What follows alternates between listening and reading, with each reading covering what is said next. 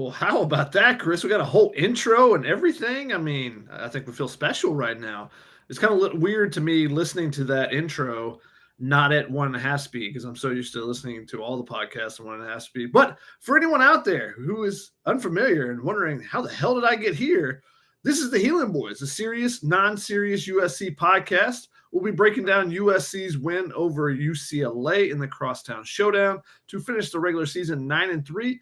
But since it's the end of the season, since signing day is 2 days away, we decided let's mix it up. Let's try something different. Chris was very uncomfortable with this idea, but let's try to do it live for once. So, Big E's already asking, is this legal? And hey, it may not be. So we're going to go for the ride and we'll see where it takes us. I'm your host this week, Shotgun Spratling, along with my co-host, Chris Trevino. Chris, how are you doing? Are you scared? I don't know what's happening. I'm just pressing buttons. Look at this. Look at this. Look at that. What is this? Magic is what it is. I also, this is really messed up because he's hosting, but I'm controlling everything in the studio. So that doesn't really make much sense. But it's part of how the schedule has fallen that he has to host today. Do we sound good? Is everything fine? I'm terrified. The last time I went live for the composite live show, it all went to hell, and we had to redo it again. We're going to be doing that on Wednesday. But is everything good? Or do we sound fine? There's people in the chat. That's really exciting. Also terrifying. Shotgun is running the show. I'm just pressing buttons back here. Look, okay, I'll get rid of that. We're here. I think I screwed up the beginning. It doesn't matter. I'm very stressed. Helium Boys should not be a live affair. This is like a backroom legal gambling thing. No, it should not see the light. It should not see the light. This shouldn't be happening live. But we're here, and I'm going to do what I can. Yeah, we're going for it. We'll see how it goes. We're going to try to get all of your super chats, so send all those in. We want those. No one's sending us super chats. He thinks we're going to make $1 million today. All the super chats. He thinks we're going to make $1 billion today. I heard this was the only way I could pay for Christmas presents was to get a lot of super chats. You will buy stocking stuffers only with the amount of money we'll make you. Yes, exactly. What do you expect them buying anyways, Chris? What do you think Ryan pays over here? The Helium Boys, normally we send out a tweet that says, hey, we want your questions. Well, because we're going live, we didn't send that tweet out. So make sure you do put your questions in the thread in the live chat, either on Facebook or YouTube, and we'll try to star those, make sure that we can get to them a little bit later when we get to the questions portion, which is always Chris's least favorite section of the show. But we're going to run this just like our normal show. So Chris, let's start with corrections.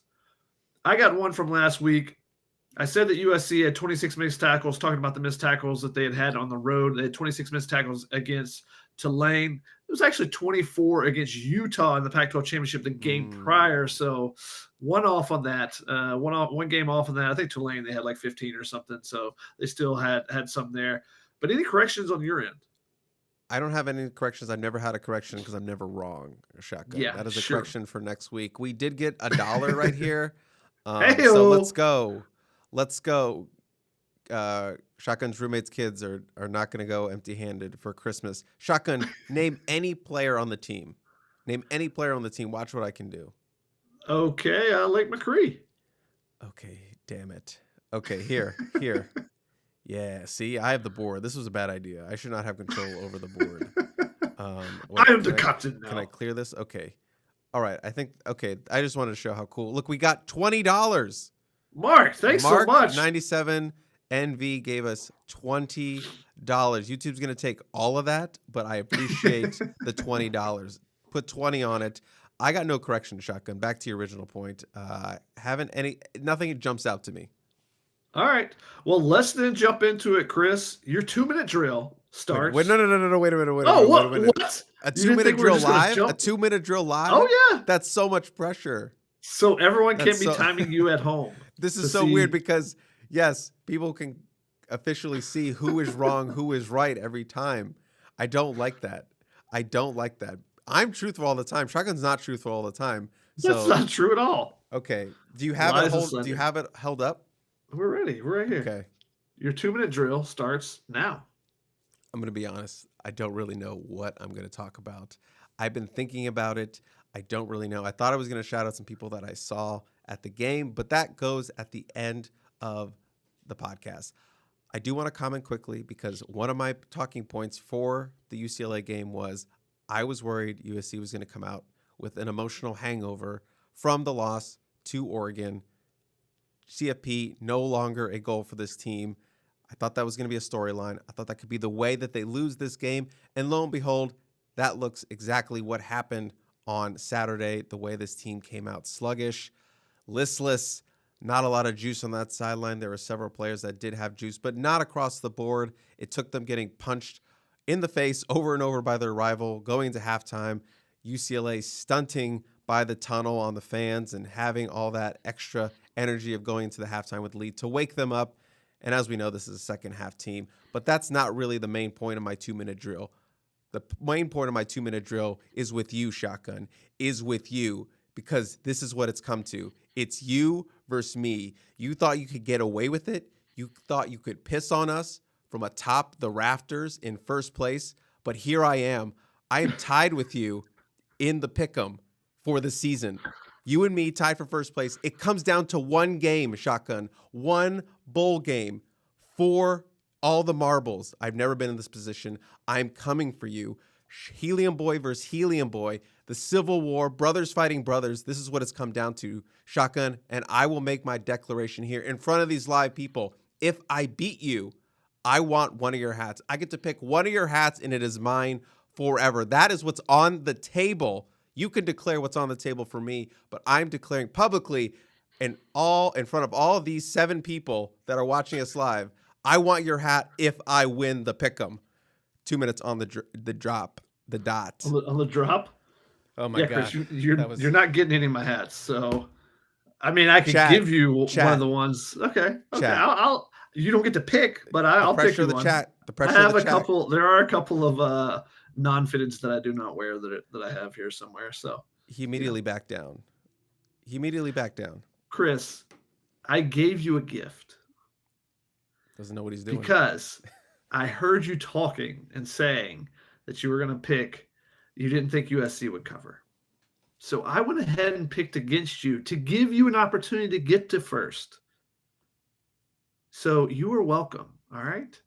If I wanted to, my original pick was that USC wouldn't cover. Same things. Your emotional letdown storyline was captivating, was invigorating, was correct.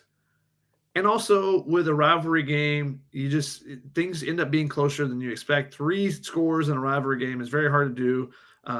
It's usually more when it's supposed to be about a 10-point game that suddenly it blows up and it's the 50-0 game versus a huge spread and covering it. And now they almost still did. If they would have made some field goals, they would have. But I thought those are the type of things that happen in a rivalry game. But because I knew you were going to pick under, I said – I had a game lead. You didn't know. I think I was tied with Gerard. He's the only person. I was like, I will let people come to pick. But I could tell from the way you're talking throughout the week what you're going to pick. So I did it for you. Just know that. And now you're coming for my hats. Yeah. I'm coming for your head, and I'm coming for the hat on top of your head. So it's going to come down to this. Everyone saw it was a fair 2-minute drill. I hit it right on the dot. Chat, let me know. But Shotgun, one more time, pick any player. Any player. Just any player. Come on. I got it. Tanelo Tupo. What the F is wrong with you? You picked that is, baby. You talked the okay, hold on. Pick any other player. Pick any non-freshman player. Pick any non-freshman. Silver. Pick any okay, I think I have him. Hold on. Oh Struggling here, huh? Come on, everyone. Yeah, look at that. Look at the screen. I'm a wizard. 2 for 2, baby. 2 for 2. Had them both. All right, Shotgun. It's your turn for the 2-minute drill. Everyone in the chat, you know what time it is. If you know what time it is, I want you to put it in a hashtag right now. Shotgun, you know what time it is. You know damn well what time it is. Home win. Coming back from the Coliseum. We're not officially starting until someone throws it in a hashtag right now. But Shotgun, if you want to let him in on the secret, do you know what Is time this it gonna is? be like is this gonna be like a 4-hour wait for someone to get to your Someone's bit gonna know. that you Someone's not gonna let me down. think Someone's gonna everyone throw the knows about? hashtag of what happens after a home win back from the Coliseum. I think the chat is stuck. No, it's not Miller time. There it is. Jeff was not here. It is hashtag right here for the camera. Shotgun, you always make fun of me that nobody can ever hear the crack. But here we go. You could tap. Yeah, There's here we go. Here we go. Look, everyone's going to hear this, and it's going to blow their mind. Oh, that's nice. That's the first time ever it made any sound. You must have rigged that Did can. people hear that? Did people hear that? I heard something. Someone rigged All the right. cans up. And with that, your time starts now. Chris, we have some breaking news actually. If you heard my phone going off, that was the confirmation that Brian Jackson will be entering the transfer portal, which is not surprising considering he got 5 snaps in this game and Riley Wormley got 7 as the backup. And the fact that King Miller has surpassed him. So not necessarily surprising there, but did want to throw that out there in case anyone has not seen that quite yet. We'd just like to break some news here on the show. But let me go to my original point of my 2-minute drill was going to be pressure. USC was under some pressure, right? To get this win, to get to 9-3, which is a solid record for the season. It was a little bit better than what we anticipated or what we anticipated coming this. But no, the difference for this team and the difference that will be going forward is pressure on the quarterback. USC in the second half was finally able to get some pressure on the quarterback. This is the first time in seemingly forever. Jade Abasiri gets there twice. He gets a solo sack, and then he got a sack, which probably should have been credited. The other half of the sack should have been credited to Devin Tompkins. But as a person with a ton of Jakeem Stewart stock, I am not going to complain about him getting the half stack credit there. But when they got pressure, it just changed everything because then they could get UCLA out of down and distance. That was the difference. That's why USC couldn't get off the field against Oregon. That's why they struggled at times early to get off the field against Iowa, is being able to create second and long, third and long with some negative plays. And they just weren't able to get enough negative plays. They have to be able to get more pressure going forward if they want to be able to be that upper tier defense. That's something we expected this season to see more of, and that's something we did not see enough of. So we'll be interested to see how they attack trying to get more pressure from their defensive front going forward next season. Buckets. He was close. He was Buckets. real close. He was real close. See, perfection. See, he felt the pressure of people watching. He would have gone on for just an extra beat or two, so it would have been 201. So I just want everyone to know that. Shotgun, cheers. No. This 2-minute drill was brought to you by Water Bad Beer. luck. It's bad luck to cheers with beer. With water, anyways. Wetter is better. It's not beer. It's water beer. I know it's bad luck to cheers with water, but it's beer. It's not. What did you understand? It's water beer. It's both. There was a comment that really made me laugh here during that. I think someone was asking about why we're called the Helium Boys, and it was I'm not a regular. Sorry. Why are they called the Helium Boys? Also, what is Cilantro Boys? And then somebody wrote, I believe the origin of Helium Boys is murky even to them. That was from Mark. That's probably a little bit true. I mean, Chris just latched it on to us out of nowhere. So that's how. Oh my God. Keely Yor is in the chat. Oh no, that sounds like this is officially a Family Feud throwback episode. Keely wrote, I thought I would check on how this is going, and I'm pleased to see a stock neutral in the comments. Stock neutral nation forever. Let's go. Let's go. I mean, cheers to that. Cheers to that. We can send Keely the link, and she could deny us of jumping on the show. She'd probably teeve it. She'd probably teeve the link. Hashtag teeve it. All right, Shotgun, this is your show. It's true. We should move on, but a great comment from Jeff. He says, need to get Chris the champagne of water beers. I don't know what that would be. Is that a High Life? Is that a Miller High Life? Instead of Dasani, you get Smart Water or something. I don't know. The Fiji, is that the champagne of water beers? I don't know. I don't know for sure. Whatever they serve at Erewhon. True. let's move on. We have our comments from Spotify. Chris, fortunately, devastatingly, we only got 3 comments. That's part of the reason why we had to go to this live show, I think. So we could get more comments going here. But let's give some credit to our 3 commenters. Micah said, leaving a comment to break the world record. Gregory said, I don't care if I'm the only one who listens. You guys rock. Fight on. Gregory, we hope you're not the only one that listens, but we appreciate it if you are the only one that listens and that you don't care. And Gustavo said, RIP to Makobe/Lemon Lane. Going to miss having 2 elite wide receivers. I know Lemon is going to go in the first round, but I think Lane's stock is going to explode after the combine. What do you all think about Lane's draft stock? The potential is definitely there. No, he definitely smart man, just getting in a question during the comments on Spotify. You're disappointed we did not set the record, which would be 5, but we've gotten 11 comments over the last 3 episodes, 4, and then 3. So we're stacking. So I am sad we haven't set the record yet. Hopefully, maybe this episode. Oh my gosh, Keely, your message deleted. I don't know what happened. Back to the Jacoby Lane question. Yes, I think he's going to impress combine-wise. I'm not really sure what he's going to run. He's obviously like a long strider. I think he's faster than people give him credit for.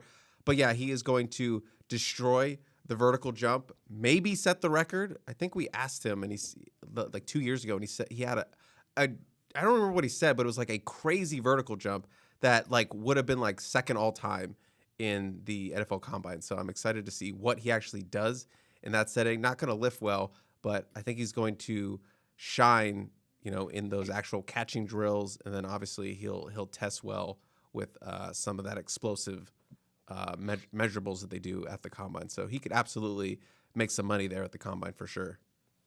Yeah, I think how he runs and how he moves in the what is it called, the drill where they run across the field and catch balls, going the gauntlet. Yeah, how he does in that, how he turns his body, how he kind of moves in that regard, I think will stand out as well. I think that's something that's going to be important for him. I think the speed is going to be there and surprise some people a little bit. So I think that will be something that will catch some people's eyes. And if he has a good combine with everything else, there's going to be some questions a little bit about the maturity, I'm sure, just because of some of the personal fouls and stuff that he's had over throughout his career. But he's obviously taken a different step this season, being a leader on the team and whatnot. That's all if he leaves. We'll see, if that happens. I think that's still our stance, that we believe that will happen here on the Helium Boys, but it's not guaranteed. We'll see how that all shakes out.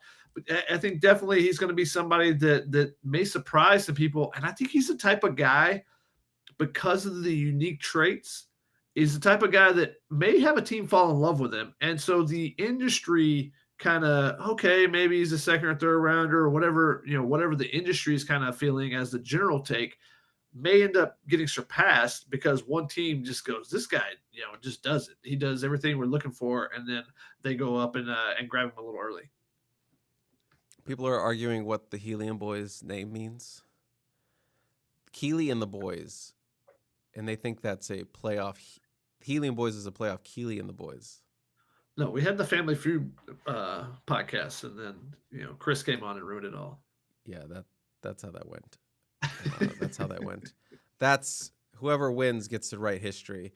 I always figured it was about kind of how they are pumped up and raising the energy, like helium makes this float, high spirits. Yes, that's part of it, is just that we pump each other up because, Chris is a great guy, so I'm going to pump him up. He does great work. And then occasionally he thinks the same of me. So, we're on the rise, baby. Now I don't know how to get these comments off. All right, Chris. Keely, if you're still there, help me. Can we now move into our stock segment?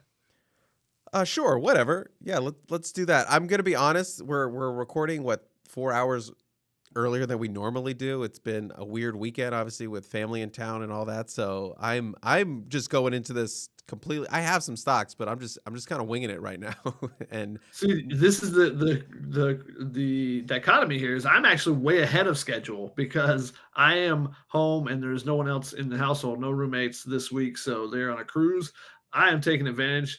I actually finished all my participation stuff and published that story early because I had opportunities to. I got to spend the entire day yesterday just working. I basically have not left this seat except to go to sleep, go downstairs to the kitchen, and then I went to Costco a little bit ago to try to get some quick supplies. That's about it in 3 days. Keely is saying no one is fighting in the comments. Shotgun, it's vicious in there. She's lying. She's trying to save face. She also wrote, Chris is realizing why is it so hard to host tunnel vision. I just want to know how to get the comments off. That's all. Wait. I think I could do it this way. Oh, look at that. Not so hard, is it, everybody? All right, Shotgun, you take it over. But before that, pick a player. Pick a player, any player. Pick a player, any player. Josiah Zamora. All right, one, two. Why don't I what? Why don't you pick a different player? A different player. Chat, pick a player. Jaden Richardson. Wait a minute.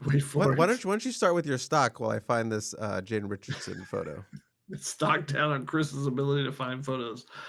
Chris, the number one stock up I have is Glimpse of the Future, because I feel like that's what we saw on Saturday was an opportunity for some younger guys to get in there first with the benching, suspension, sitting, whatever you want to call it, of Mekhi Lemon and Jacoby Lane. We saw some of the younger guys get a chance to get out there. We actually didn't see a ton of Tanook Hines either. So we actually saw a little bit more of Zacharias Williams. We saw some more of Jaden Richardson. Now, Jaden Richardson will be gone after this season. But look at that. Look at that. You finally found it. You finally found it. There's Jaden Richardson. As speaking of him, speaking of the devil, he had a couple nice catches early in that game. But you also saw USC going with 3 tight ends. So you saw Tanelo Tupo out there. He popped up a little bit later with his comments to UCLA, but you saw some mixing and matching. You saw Riley Wormley in there a little bit more. And now you wonder, had Brian Jackson already told the coaching staff that he was planning on exiting, or did that Riley Wormley moving in front of him maybe push him to that decision? I don't know, but that is interesting timing on how those things kind of played out. But we saw multiple younger players. We saw James Johnson get in early. And then late in the game, when USC was leading, in the final drive, you saw USC play without Eric Gentry. You saw a secondary that featured, outside of DJ Harvey, who was in at one point because Marcellus Williams and Carlos Nicholson were down, but you saw Braylon Conley in there. You saw Christian Pierce. You saw Kennedy Urlacher. You saw Alex Graham. That could be 4 of your starting 5 DBs next year. You saw Desmond Stevens beside Jaden Walker for a little bit. That could be your starting linebackers next year. And then up front, you saw a lot of rotation there. You did not see any Anthony Lucas. I don't know if anyone noticed, but Anthony Lucas didn't play in the fourth quarter. And looking on the sideline, looking through the plays and stuff, there wasn't something evident that said, oh, he got banged up right there. But also when he was on the sideline after he walked off, he was always kind of in the background. He was never up right beside the coaches like you would expect someone who was expecting to go in on the next play or something. So I guess he got banged up a little bit. He didn't play the end of that game. So you saw Braylon Shelby beside Cameron Fountain a lot. Did see a little bit of Devin Tompkins up there. Tompkins has another year he could come back. So we saw him playing more in this game. You saw more Carlin Jones at the end. Just a lot of young players got more playing time than they have typically gotten this season. So I think it was a glimpse of the future here in that fourth quarter in particular, but throughout the game. I think that's a great point. And to further that point, look who was in the stands of this game. The majority of USC's 2026 recruiting class. So together on the field, and then what you have coming very soon, like the majority of the class was there. I think like all but like 7 of their like 34 commits of 2026 class were not there.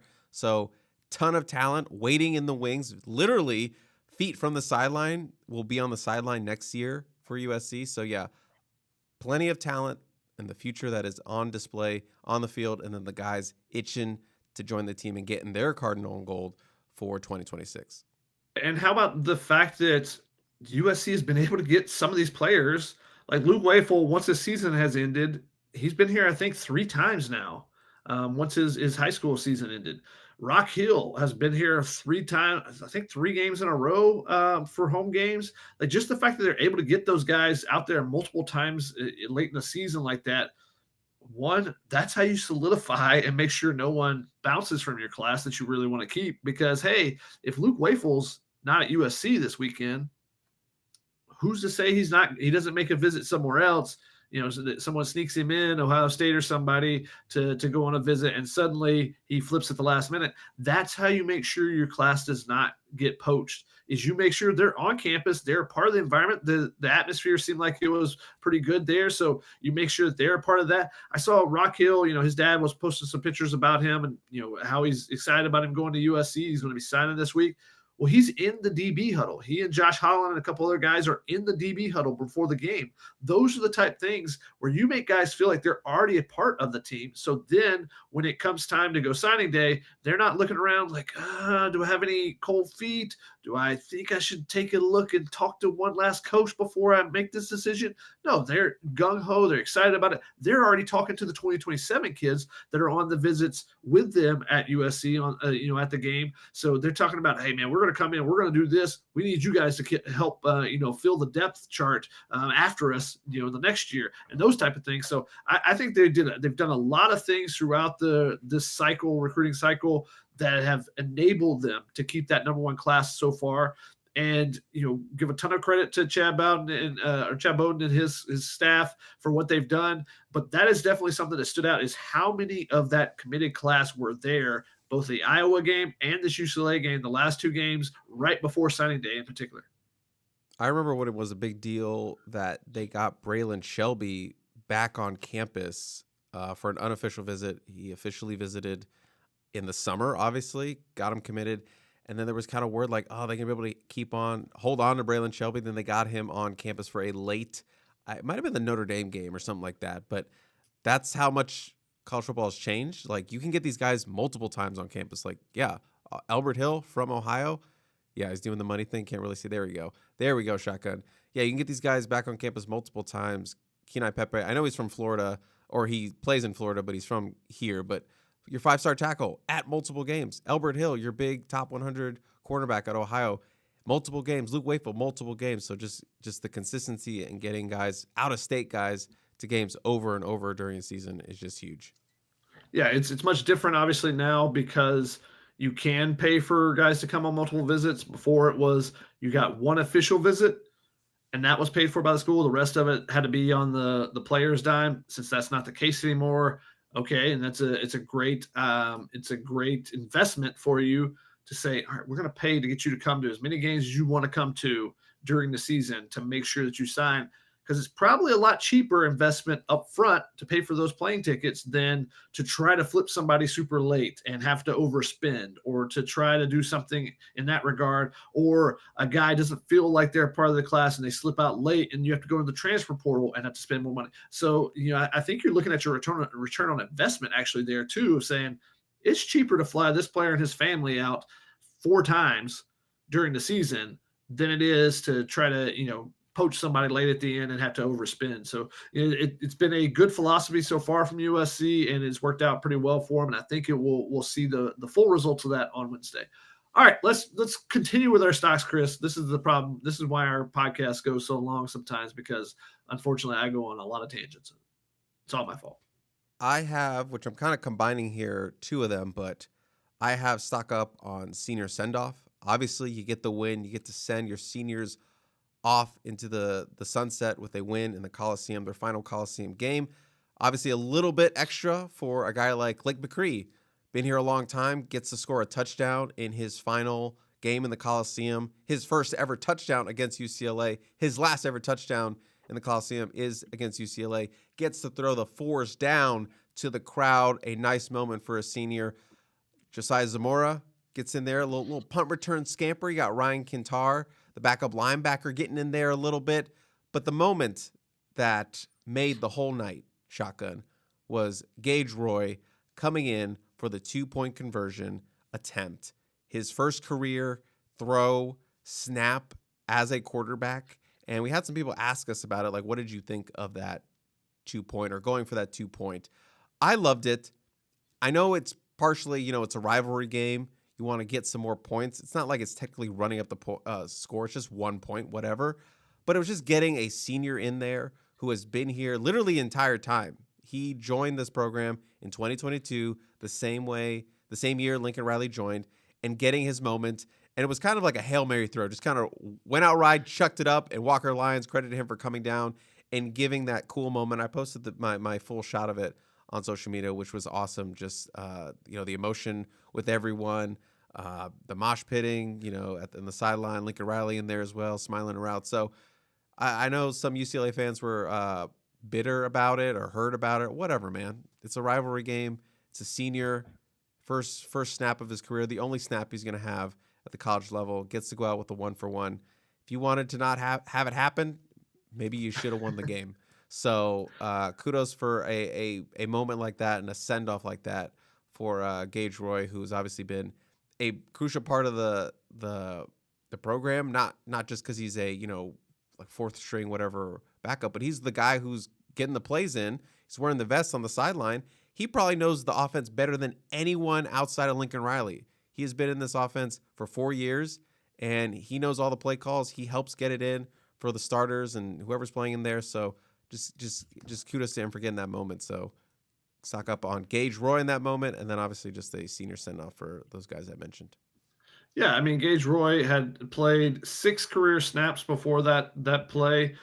He had held on the extra point unit, field goal unit in the Vegas Bowl last year against Texas A&M because Eddie Shaplitsky had gotten hurt in that game, so he took over those duties because you had less quarterbacks, if you remember. So usually it's a backup quarterback, maybe the next guy up there. Well, it was him because of the numbers that they did have in that game. And then he held a couple in the Missouri State. He held the last 2 PATs in the Missouri State game. I'd forgotten about that one. But 6 career snaps before that, all holding the ball. So he does line up back there. And it's not like it's, a player that couldn't be there. USC goes with the kind of swinging gate, the offset line to the left. And he's pressured immediately. And give a lot of credit to Walker Lyons for making that play, making that highlight because, he does a great job boxing.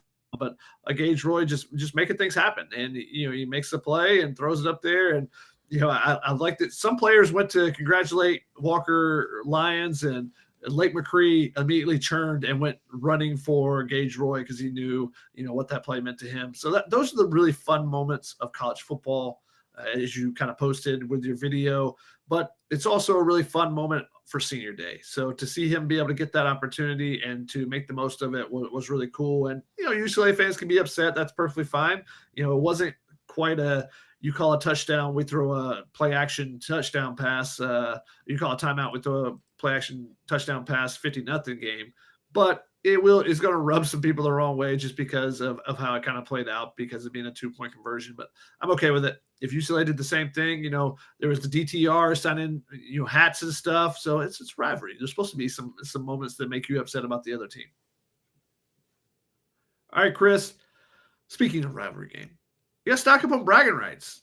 That's 2 games in a row and the first time in 5 years, 6 years that the home team has been able to win this game. So finally a home team gets to celebrate with their fans after the game. And it seemed like, and you tell me, that the celebration was pretty notable because, the players are all out there and they're having a great time with the fans and everything. But also Lincoln Riley stuck around, celebrates with Jade Maeva, as you put in your ghost notes. If you have not checked out the game day ghost notes, it's the best thing that we have on the site. So make sure you're checking that out. And if you don't know about the game day ghost notes, what are you doing for one?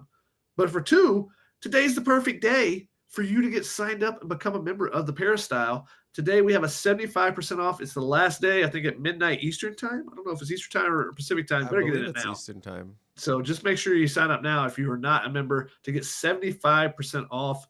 It's the best deal we have all year, and it runs out at midnight. And I've already checked in with the people above us, and they said, no, we're not extending it at all. So make sure you sign up now if you have not. Then you can read the game day ghost notes. It gives you the behind the scenes, the down on the sideline point of view from Chris of everything happening on game day. And in that, you would know that Lincoln Riley, normally he shakes hands, he hangs out with his family a little bit at midfield, he talks with some of the other coaches, then he walks back. That's it. There's usually some players that are a little bit behind him and whatnot. Not this time. He met up with Maeva and went into the fray and ends up climbing the ladder and holding up the sword, which is the first time we've seen him do that. He was celebrating with the fans. Don't know that I can remember that. So very interesting to see. I don't know if it's a change in personality, but the change in actions, at least, of Lincoln Riley and some of the things that he's done after these last two home games against Iowa and now against UCLA, and what these wins meant for him and to him and this team to be able to get these victories. So bragging rights to talk up. You just had to stop talking. Well, I had to take my headphones off. You just had to do it, Chuck. You just had to do it. You just had to do it. I thought I had at least another 20 seconds. But yes, it certainly felt like, and obviously a lot was going on with the coaching, rumors and name is out there and tied to Florida and Baylor and Penn State or what have you. There was a lot of that going on. He was asked multiple times about it, and he said multiple times, this is where I'm supposed to be. I'm going to be 100% coaching here. That felt like the answer to all that, like the true answer to all that. Him going into the crowd and celebrating with the fans, which he's never done, or at least I've never seen that, and I'm on the field a lot, obviously. Then getting, going up there with the sword, that felt like a man who was staying at USC, and I didn't really necessarily feel like USC fans should be worried about the next day, and obviously there was so much movement on Sunday. Felt like he was safe, that he meant what he said about being here, number one class in the stands, new facility to be open up in several months, all that good coming their way, 9 wins, chance to win 10 games. All that felt like he was in a really good position where he was at, and he was going to stay. So that's what my takeaway from watching that. So I kind of had a similar stock with you, kind of talking about the rivalry and all that. I had stock up on getting into the rivalry. I didn't really feel like there was enough rivalry juice going into practice and stuff. You heard some stuff from some players about it, but obviously USC was a little lifeless there in the first half. But it was still chippy out there. They were still talking that crap on the field, especially when they went to halftime. I think that woke up USC a little bit. Then you started to see more chippiness come out. You started to see more, a little extra shoving going on. Obviously, there was that little cheap shot at the end there on Justin Taonau. But you saw the freshmen getting into it a little bit. You saw Elijah Vicona chirping a little bit. You saw that clip of Nella Tupou chirping at UCLA sidelines. You heard Riley Wormley get into it. I think the rivalry is going to be okay. It seems like these freshmen were really excited to play in this game, and obviously some of them did some stuff in this game. James Johnson, I'll talk more about that a little bit later, but it felt like they understood the crosstown rivalry. And again, all those guys aren't local guys. James Johnson's from Georgia, Riley Wormley's from Texas, Nella's he's from Folsom, so up there, but not a SoCal kid, needless to say.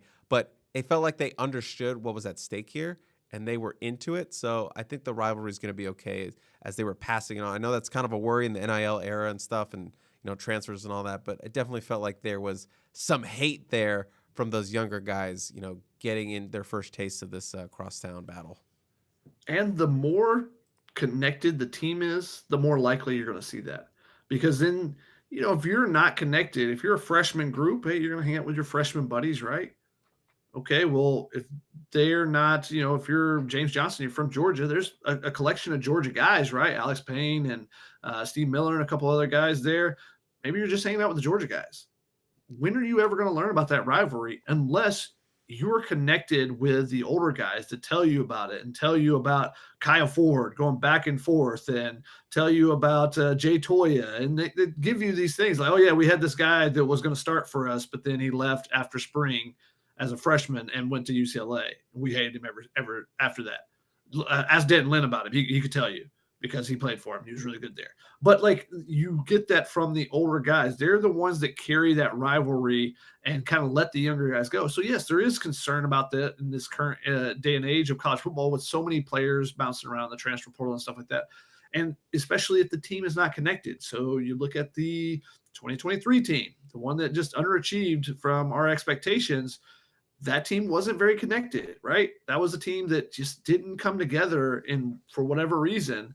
And that was a team that didn't feel like that they had the rivalry juice. So I think you'll see the rivalry juice kind of carry on more as this program continues to build, and the way that Bowden is trying to build with everyone feeling like they're a part of the program before they even sign, all that type of stuff.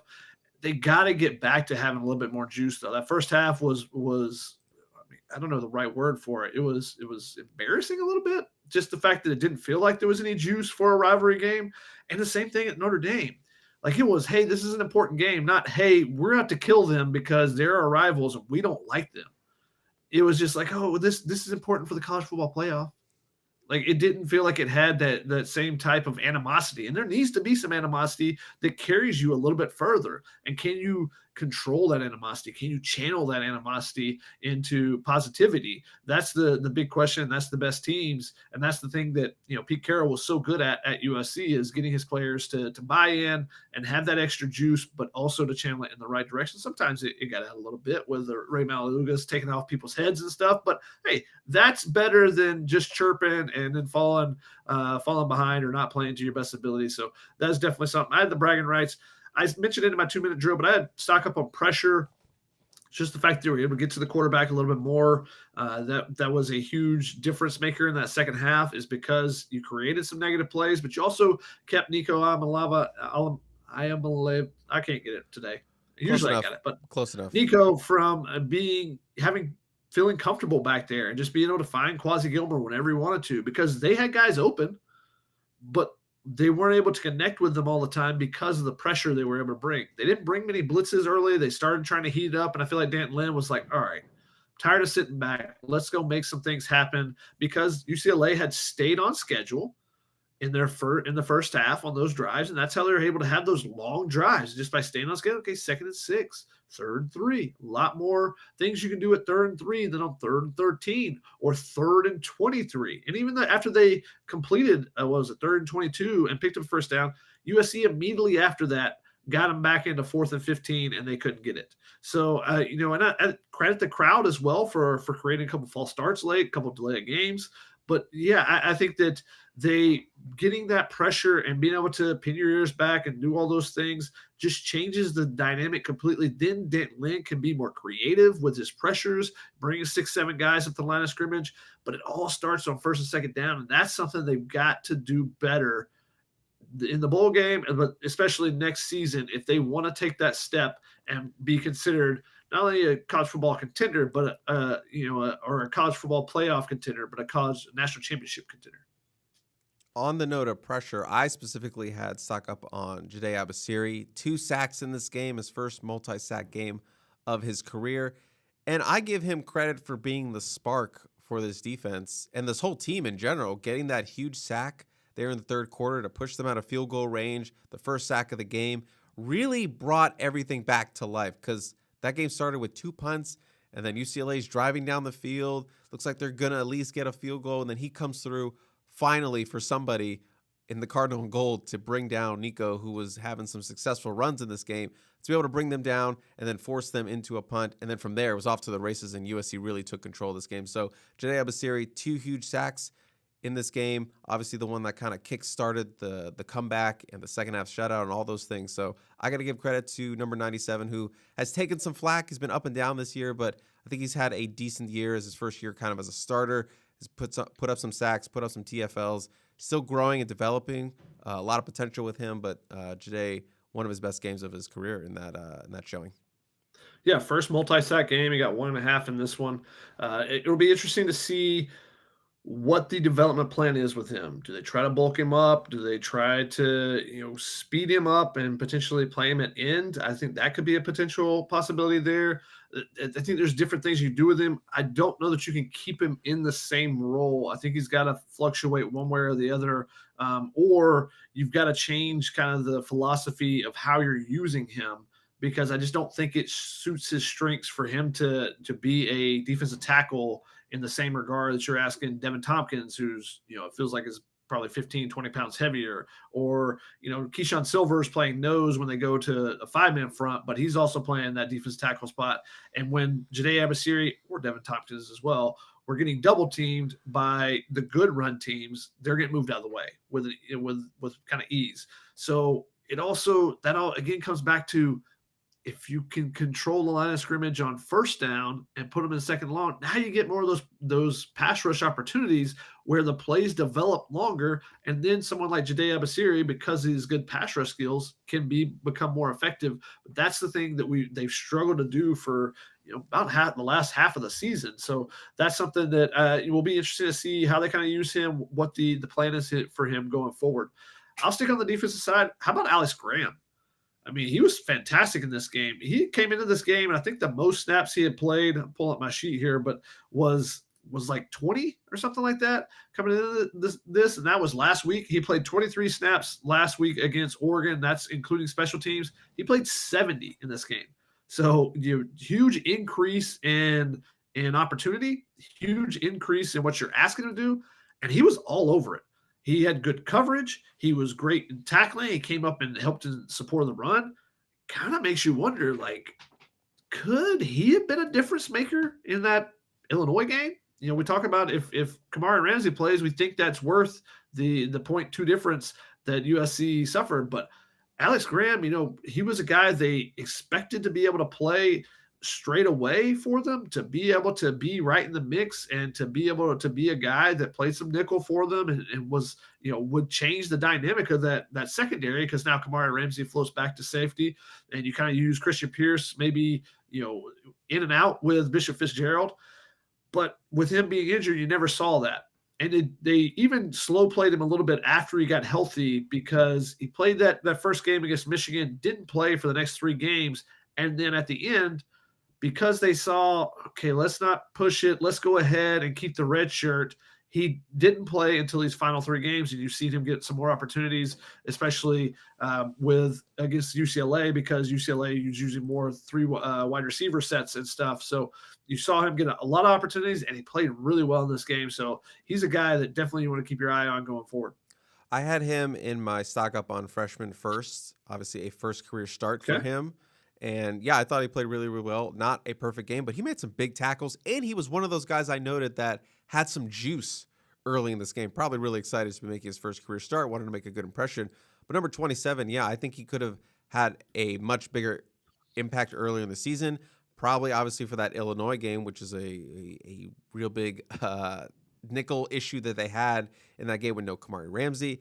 But just bad luck with those injuries, with losing Prophet Brown, and then you lose the guy behind him in Alex Graham to a broken rib, which has, obviously sidelined him for most of the year until the end. So one of those freshmen that got some good opportunity. Riley Wormley, wanted to throw him in there, got his first career reception, had his first career carry a couple weeks ago, went for a first down. James Johnson, first career reception, went for a first down. So a couple of these freshmen getting in there with their freshman first. Alex Graham leading the way there.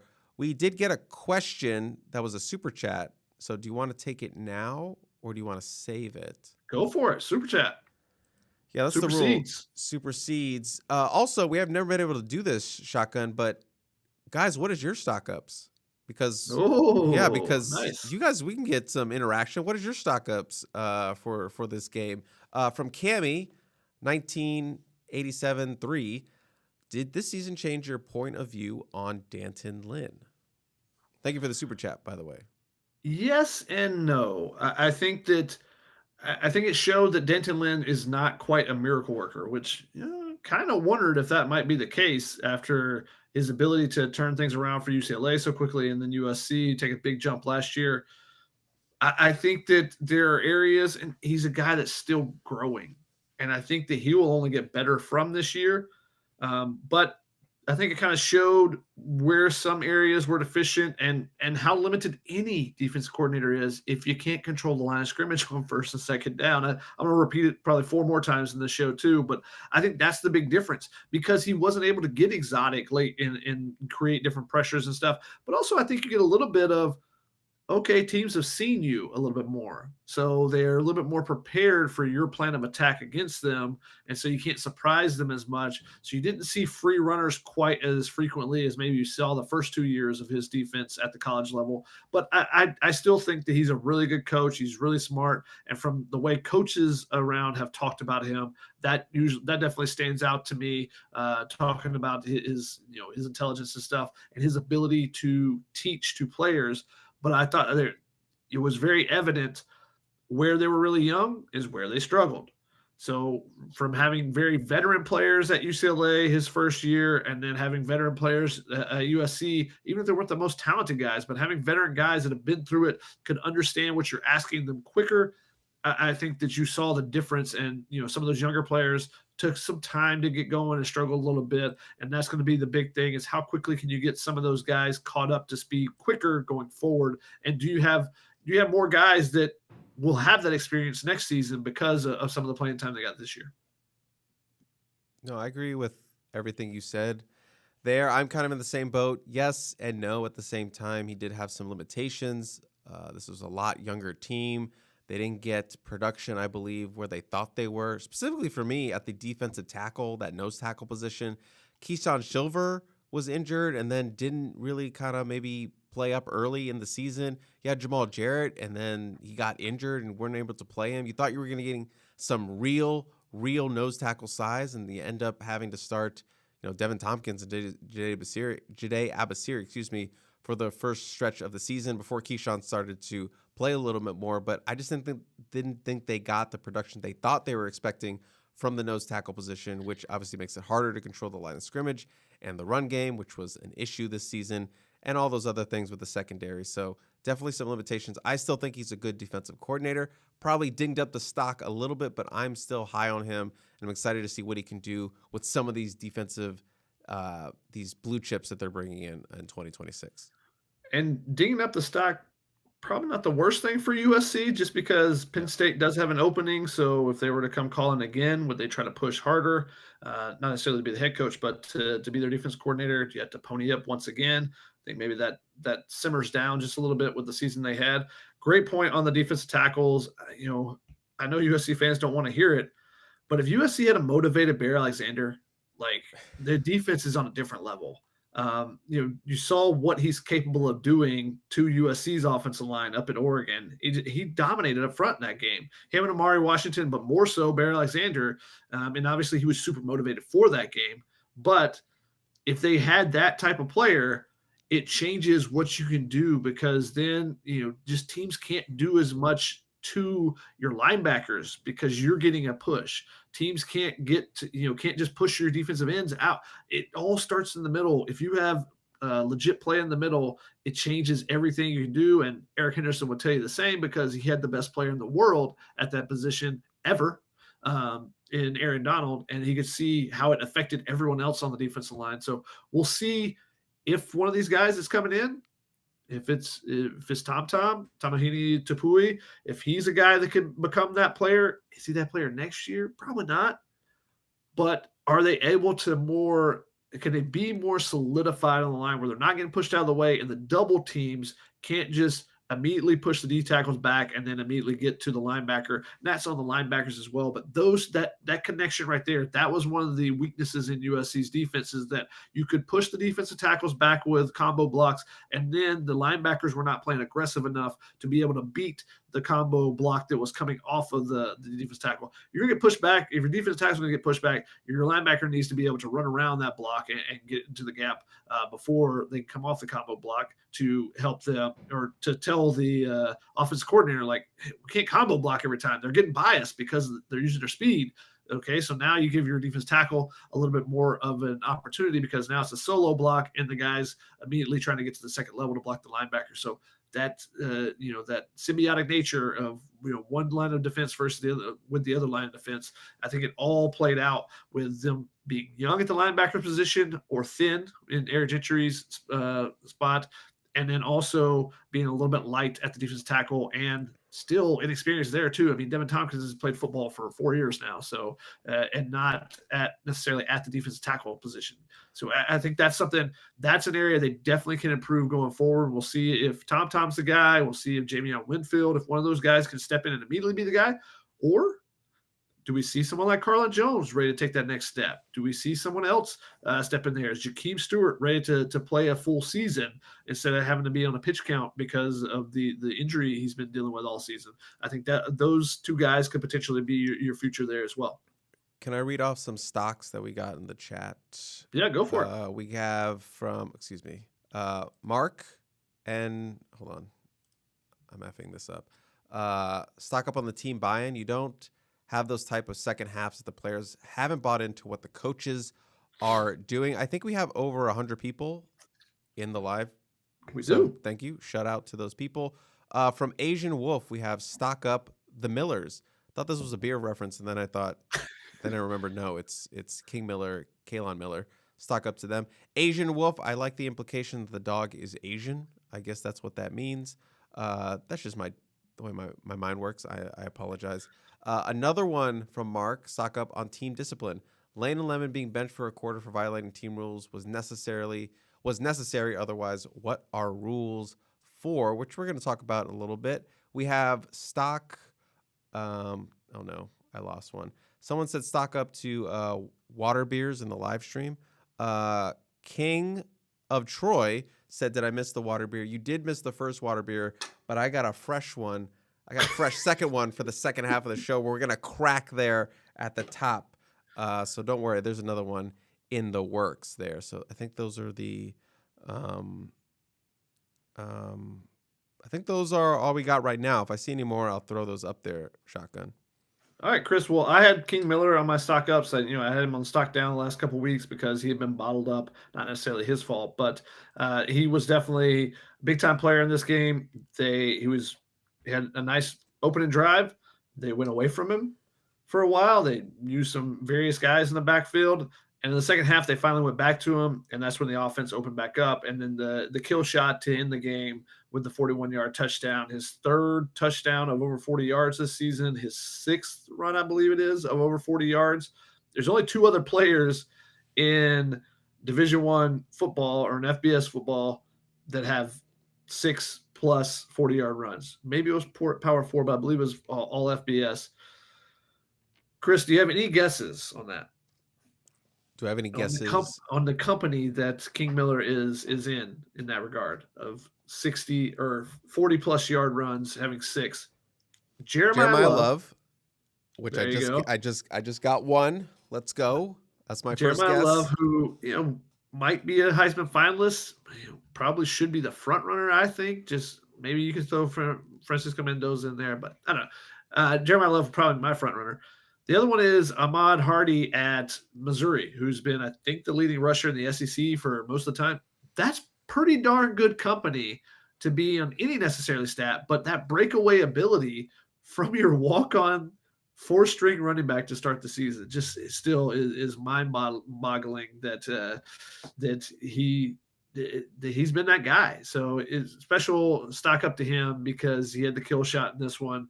And for his brother to be there to celebrate with him, he did say after the game that was probably his second favorite highlight after the opening 75-yarder that he had against Missouri State when his brother got to be there to celebrate. Just those two guys have been a great story this season, so that's been really fun. It was fun to see him bounce back after a couple of down weeks and not a ton of production. Now he's in range. It's on the table. If he has another one of his good games, he would be about. He's been averaging the games where he's run over 100 yards. 3 of the 4 has been like 124 to 126. It's like very consistent in there. So he would be about, I think he's 130 something shy. Is that what it is? 127. So he'd be like right on what it is. I think he's got 873 to get 1,000 yards. So that would be something that would definitely be something for him to go for. You asked me this, take it or leave it. I still would leave it because I think Waymon Jordan will be back for the bowl game and then would take some of those carries. But, if he breaks the 75-yarder, that puts you a lot closer. Shotgun, I got a negative stock up.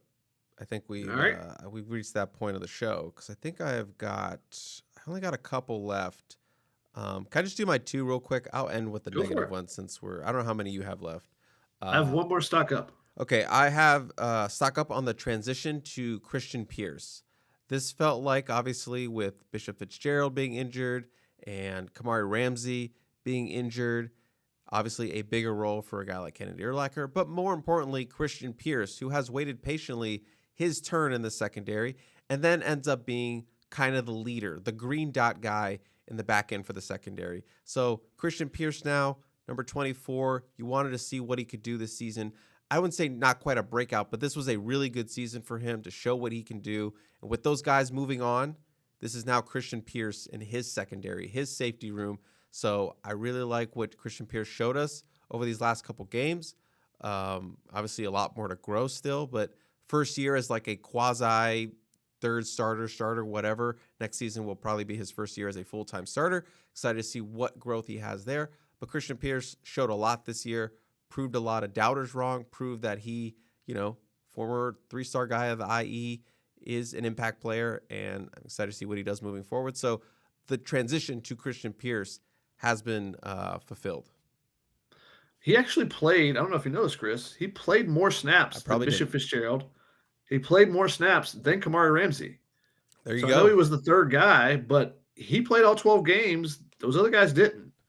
That And helps. That helps. and the way he plays, how violent he hits, he's constantly got the shoulder wrapped up because of how hard he hits. It's a constant concern there. But I thought that was impressive that he's made it all through all 12 games, even though he's been dinged up at times and he's delivered some shots that hurt him a little bit too. But Christian Pierce has been the guy in the secondary that's played the most snaps out of anybody. Stock up on Kennedy Urlacher. We just got that. USC is going to have 2 thumpers next year with those 2 guys, presumably the starters in 28 and 24. I mean, we'll see. I mean, they've got some options back there for sure. We'll see the steps that someone like Kadarius Reddick could take. Is he a nickelback? USC actually has struggled a lot when he's been on the field, partly because that's usually been a nickel. He played some dime in this game, and there'll be 3rd and 18, and a couple of the plays were there were 14-yard gains or something. But we'll see where he's at. We'll see what they decide to do with Alex Graham. I think that's a curious one because you can play him at nickel. You can play him at safety. You probably can play him at cornerback too. What position is his best position? And if it's safety, who's coming out of the lineup then? I think that's a good problem to have, is the fact that they are building the depth that you lose your starting 2 safeties, and those 2 guys step in and we're really good, right? So that's the positive from there. So I'm not willing to give anyone the starting job just yet. I think Christian Pierce is your front runner to have one of those starting spots, but I could see Alex Graham getting there too, depending on where they want to put him as well. I had stock up on Tanela Tupou. Just the fact that he's got some extra opportunities, yeah, that's great, right? They went with a lot of 13 personnel, 3 tight ends. That is something that Lincoln Riley's basically never done at USC. Let me go through find my sheet here. And in his time at USC, they had 2 other snaps. Now, not counting kneel downs here because sometimes you bring on 3 tight ends for that, but not counting kneel downs. They'd had 2 snaps of it prior this season. They had done 3 snaps the year before and 1 snap each of the 2 years before that. In this game, they did it 6 snaps. So they basically accumulated the same amount of 3 tight end snaps as they had the first almost complete 4 years of Lincoln Riley's tenure. So that tells me, well, one, they were trying to get creative because they didn't have Mekhi Lemon and Jacoby Lane in that first quarter, and a lot of it came in the first quarter. But they did still use it later in the game as they were going. They on that 2-point conversion, they had 3 tight ends in on that one. But Tanela Tupou, he got the opportunity. He skipped over some of those other tight ends. He had been out for a good portion of the season because he had been on some special teams early, but then he got injured and had stayed out for a while. But then it wasn't just that he was in there and getting the opportunities. I thought he made the most of them. I thought his blocking was really good in this. He didn't get a pass thrown to him or anything, but if you go back and just watch the snaps of him, I thought he did a really good job. So, keep an eye on him going forward to push in that competition because everyone assumes Walker Lyons is going to be the starter, right? He's going to be returning. He's been there. He's played a ton of snaps. And then you got Mark Bowman coming in. So, well, he's got to be a starter too, right? He's going to, or at least be, the number 2 guy. Well, you got Josiah Jefferson coming in from the JUCO level. The tight end is going to be probably going to see some attrition there because somebody's going to look at the writing on the wall and say, oh, doesn't look so good for me, or maybe a position move for somebody. But I think Tanelo Tupou is a guy you got to keep an eye on, even though people probably aren't thinking about him when they think about the tight end of the future right now. I left you up there a little longer than I thought I was going to do that.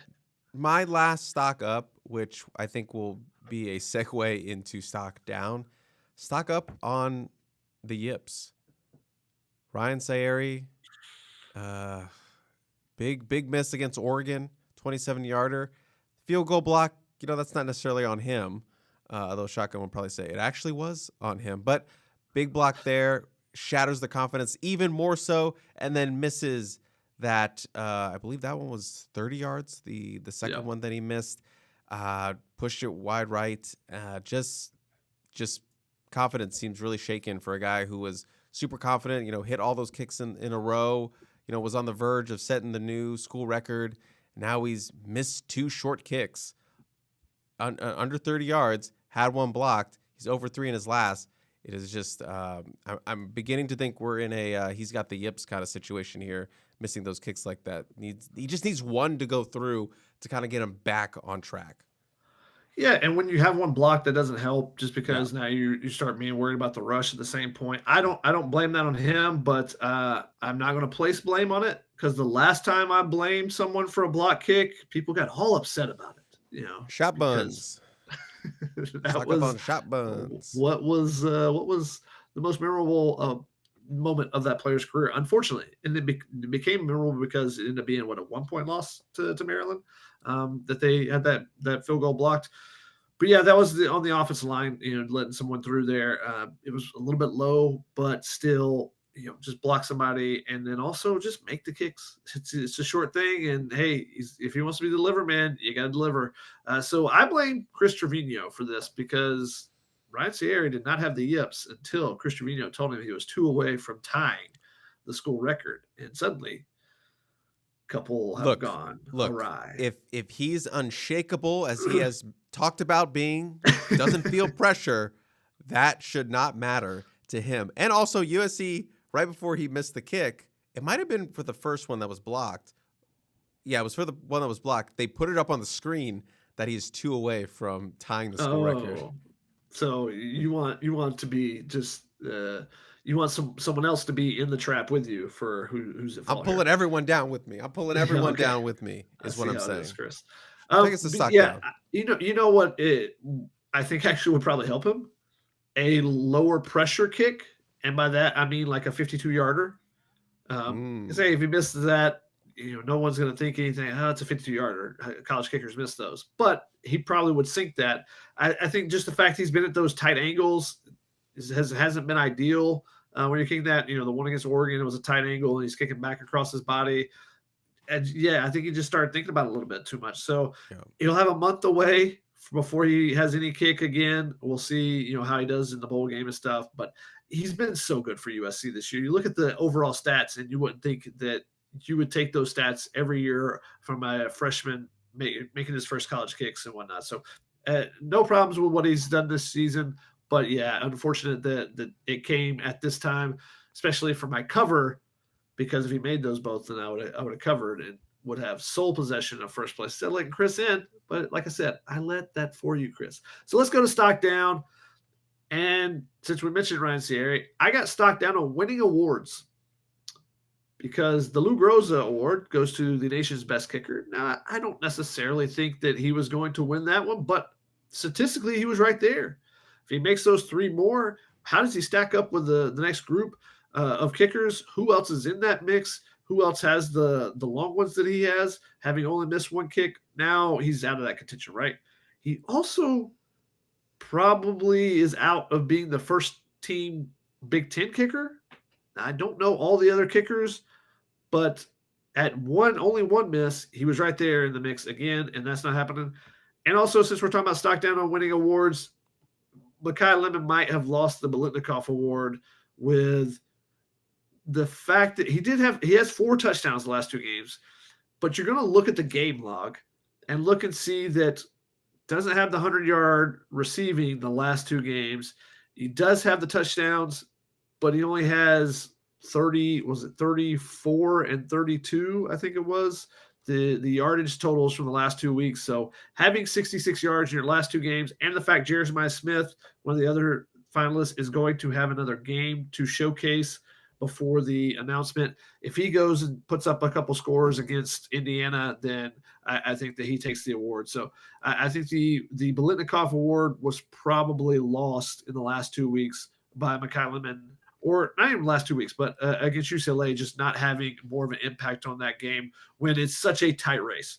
Not saying that he's bad because he had one game where he didn't have as huge of an impact, and he still had a big impact, as you can see from the touchdown catch, where he was passing interference with, still had a touchdown catch.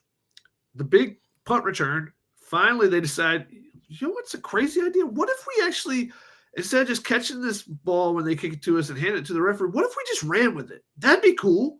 And so they did that for the first time in feels like forever, both he and Josiah Zamora. But he also had a huge impact if you watch the game as a decoy. The touchdown of Lake McCree is because he draws so much attention going the opposite way.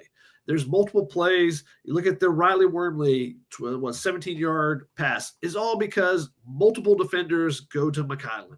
So USC did a really good job, or Lincoln Riley did a really good job of using him as a decoy at times this season as well. I still think they should have forced the issue a little bit more at Notre Dame. They forced the issue a lot at Oregon. I'm not going to say that it was a bad idea because I think you got to feed your biggest playmakers in the biggest games. But he was also a huge piece to this offense when he was being used as a decoy. Unfortunately, your Biletnikoff voters probably aren't looking too much at that. If he had taken that punt return to the house, does he win the Biletnikoff? Not necessarily, but I think there's still the big debate. Whereas I feel like Jeremiah Smith, he scores a touchdown, he has 60 yards this week. Which is probably easy for him this weekend. But I wouldn't say easy. Indiana's a good defense. If they shut him True. down, that's the only way I could see McKyleman winning back into that back same into it, is if Jeremiah Smith gets absolutely shut down by a good Indiana defense. Yeah, and I think that it's kind of ebbs and flows here. And when do those votes have to be cast? I don't know exactly. I think that will probably play into it because the Heisman votes. That's always a big thing. Does conference championship matter? Have voters already sent their thing in? All those type of things. So I think that unfortunately it was so close, but I think he's going to probably finish second in this one to Jeremiah Smith. And I think Jeremiah Smith's also going to get a boost because of how good of his season was last year. And so him being the two-time guy, him setting all these Ohio State records for the first 2 years on campus, or 2-year records as a receiver for them, I think all that is going to play into it.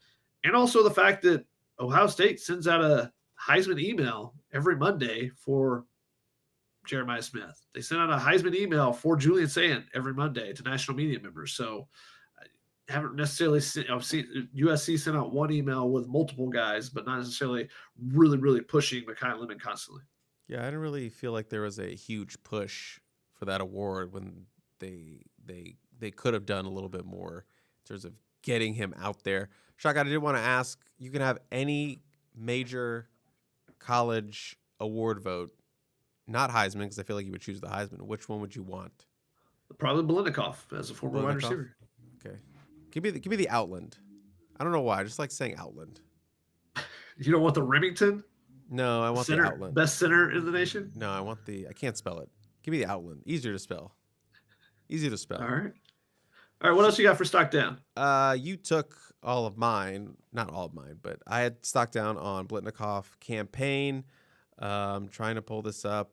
I had stock down on coaching departure, which I kind of talked about. Obviously, there was all this talk about Lincoln Riley attached to other names and such. But at the end of the day, looks like he's sticking around, which I think is a good thing for USC with all the momentum they have built this offseason and winning 9 games this year. Again, still have to wait it out with the final stretch of coaching positions being filled. But stock down on that, especially, after you see that final image of him kind of up there on the ladder with the sword, leading the charge. So stock down on a head coaching change, if you will. Stock down on starting strong. Another game where they started Yeah. slow. Defense made some adjustments. Would definitely, the second half was definitely a lot different. The game thread could tell you that for sure.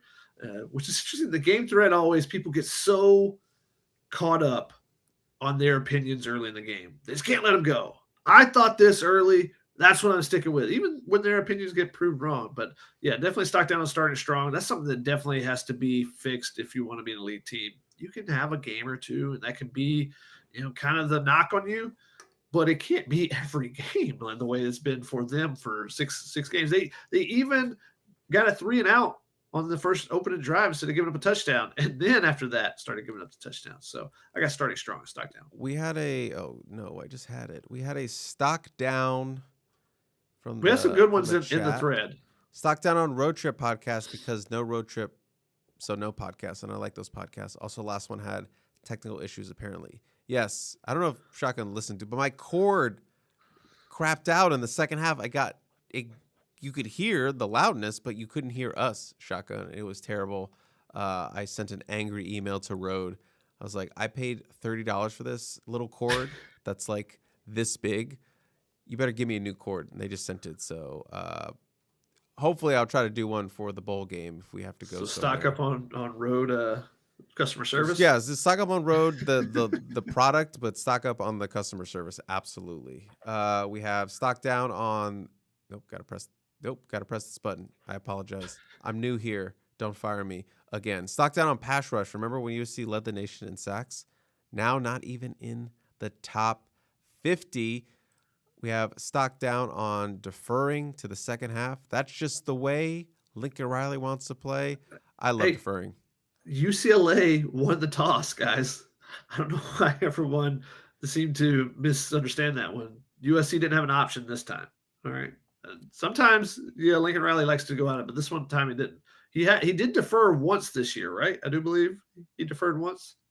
Maybe.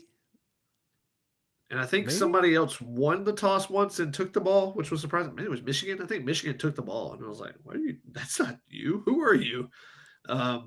There was one stock down on graceful Kiffin exits. Yes. Same user, I believe. I think I had that one marked. Also had stock down on, I believe he had stock down on getting tarmacked as his most disgraceful exit from Big E for SC. Yeah, there was a good tweet from Kyle Bonagura, our former colleague that covered USC some for ESPN, about ranking the exits for Lane Kiffin, with the projector from Al Davis to the tarmac to this whole thing at Ole Miss to the burning couches at Tennessee. It's been quite a ride for Lane Kiffin. All right, Chris, I got one more stock down. I don't know about you. And the stock down I have is stopping sacks. USC gave up 2 sacks this game. Now, one of them was on Jay Maeva just for running out of bounds instead of throwing the ball away. But UCLA entered with 8 sacks on the season. 8 sacks through 11 games, and USC gave up 2 to them. So, and now one of the, you can look at the situations. It wasn't necessarily all on the offensive line. The first one definitely wasn't Jay Maeva, but the second one definitely was. And they were third, or it was right before the half. So you still gave up the sacks. Come on. Got to be able to block a team that can't pass rush at all. Literally the worst sacking team in FBS. The only team without double-digit sacks. They had 8 sacks, and you let them get to 10. You could have blanked them because they weren't going to play a bowl game, and yet they get to 10. They get the double-digit mark. So shame on you, USC. Shame on you. All right, Chris, any other stock downs for you? I got nothing. All right.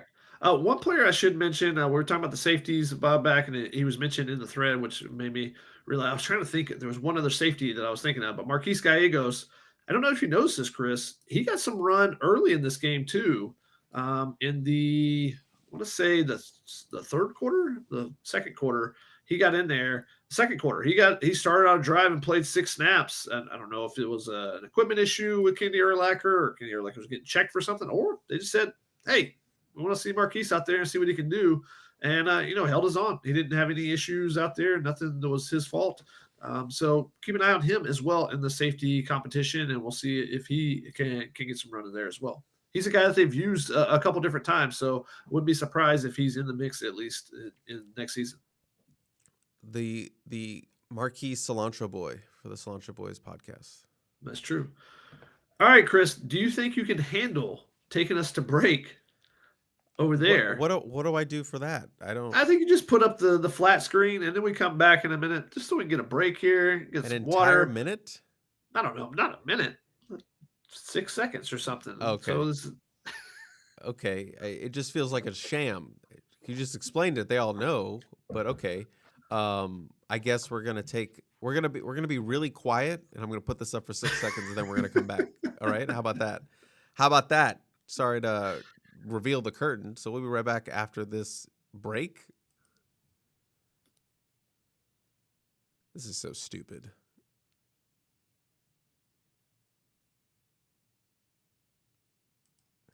Wow. Real long break there, everybody. Welcome back. I hope you weren't it's gonna be difficult for me to edit the audio because there's gonna be no space in there because someone couldn't keep quiet during the break. Stock up on air production meetings. Let's go. I told you this podcast should not work as it does as an on air. We make it work. Chris. We don't have a preview. We don't have a preview for anything. We don't have a preview. But I was going to say, welcome back from the break. Please check out our sponsors. Please also like, subscribe, and review the podcast on your favorite podcast listening platform. Also, if you have any questions, comments, or questions, you can send them in to podcast@uscfootball.com. Just make sure you put the Helium Boys in the pod, in the headline, so that it gets directed over to us. I don't think we have any email questions this week, Chris. Correct me if I'm wrong there. But also, again, if you are not subscribed to the Peristyle, now is the perfect time. 75% off. Now we actually move in to our other questions. Chris, take it away so I can sneeze. I'm going to be honest. I don't know what he means by take it away because I can't access the document, so I have no idea what's in there, Shotgun. So I think I vamped enough. Joe76, did y'all hear Brian Jackson is gone? We did. We talked about it earlier. We'll probably talk about it a little bit more in a minute. But Shotgun, second half of the show, and to get through these questions, I'm going to need to crack open my second water beer. So everyone, if you're listening, if you're drinking along with me, shout out to Harry Ruiz. He is in the chat. USC's Spanish broadcast announcer. He's a goat. He's in there. Appreciate it. You can throw that up there right now. That is not it. I hate my job. Good job there, Chris. Hold on. Here we go. Look at that. Look it up. All right.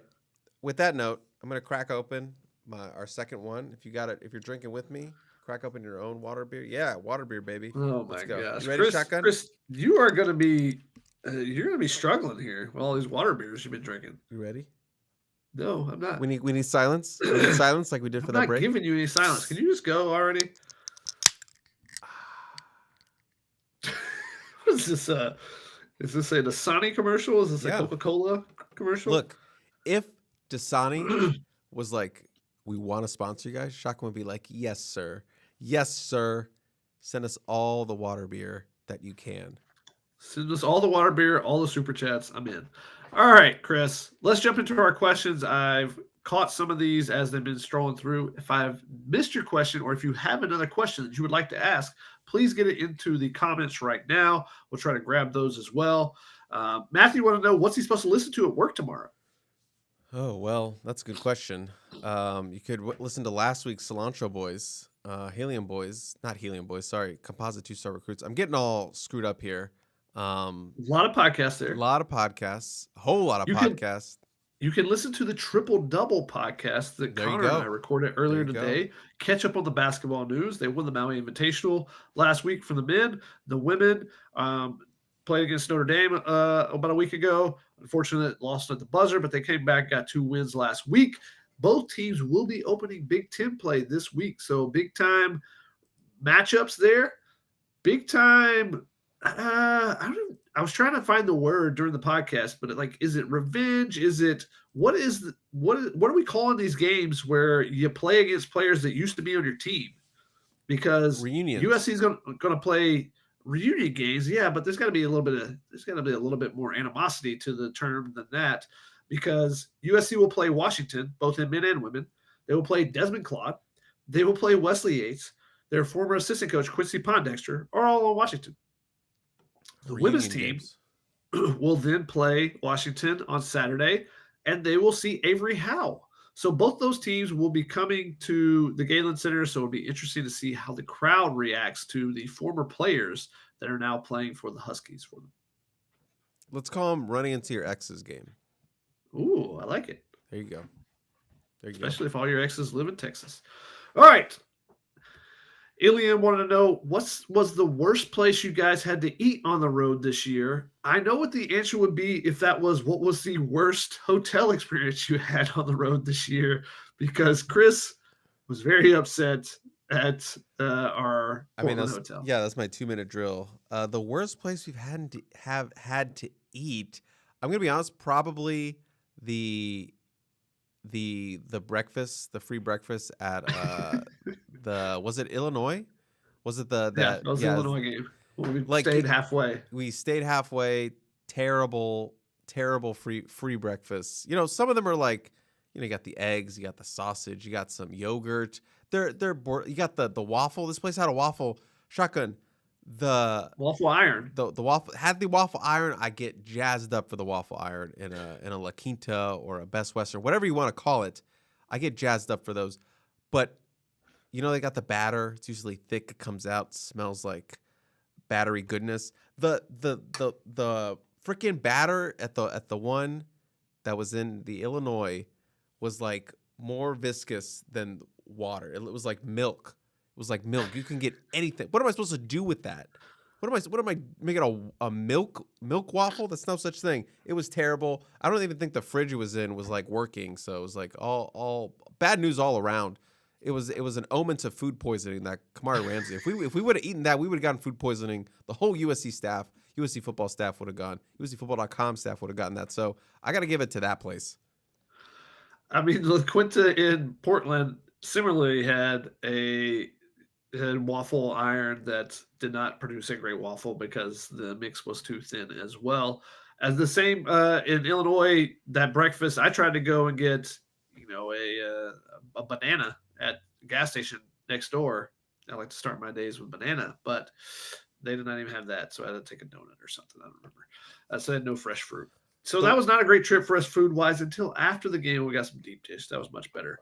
I think the food's been pretty good as far as the road games so far. So we'll see if we get a chance to cover an Alamo Bowl. If we get some Tex-Mex down there in San Antonio, or if you guys are down the Holiday Bowl and you get some seafood, some fish tacos or whatnot, how that will play out. What percentage chance do you have, Lane? You give Jacoby Lane, don't know who that is, to come back. And another question came in about Jacoby Lane. Why would Jacoby Lane leave, guys, to be a 5th rounder in the NFL? I don't see it. I don't think he would be a 4th rounder. That's just me. I would give it 15% chance. And I just think Jacoby wants to go to the NFL. I think, I'm just saying, like, you're a young kid. Football is your thing. You want to go to the NFL. You want to be a professional. You want to be a professional football player. You don't necessarily want to, like, deal with the classes and all that other stuff. You just want to play football and go to the NFL. So I think he has the chance to go to the NFL. He is eligible, had a decent season, has put up numbers at USC. I think he's got enough tape to be able to go to the NFL, and I think he would want to go do that as opposed to, obviously, you could probably get a nice little NIL cushion, a little more NIL to come back and be the wide receiver number 1, but I think he would just rather go pro and not come back to college. Yeah, we'll see how it plays out. You never know everyone's family situation Yeah. or where they are academically. Maybe he's finishing his degree and says, that's it. After 3 years, I got my degree. I'm done. Maybe just hates class and doesn't want to go. You don't know about players, their whole situations, off the field. We just know what's kind of in between the lines. And with Jacoby Lane, he does have enough tape to potentially go because of everything he's done the last 2 years. Now, could he potentially boost his stock? That's another question. Is it worth coming back because, hey, I can jump a couple rounds and I can get a more guaranteed contract, and therefore I am going to be around in the NFL longer because the team's going to give me more opportunities. That's something you have to weigh there too. So I think this is a decision that I don't know if it's made up yet. Maybe Chris has a better feel on that than I do, but I think it's something where you're going to have to sit down. You're going to have to look at all the options here rather than just being like, this is a for sure one way or the other because of how the player feels and what they've done on the field so far. We had someone say he will be a day 2 pick, which I agree with. I think he'd be a day 2 pick with a strong combine. Yeah, and it's hard to say with wide receivers because what exactly is a team looking for?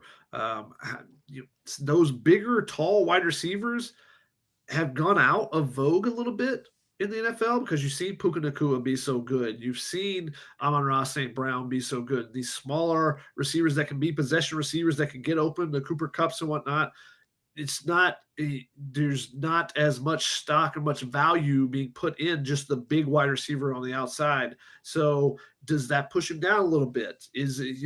Are there certain teams that are looking for the big wide receivers versus the smaller ones? So, and all those things, again, will play into it. And that's what your agent's supposed to be helping you with and helping guide you. And then also you compare that to what the NIL situation is at USC or in the transfer portal or anywhere else that you decide that, you can put your talents in and make some money from.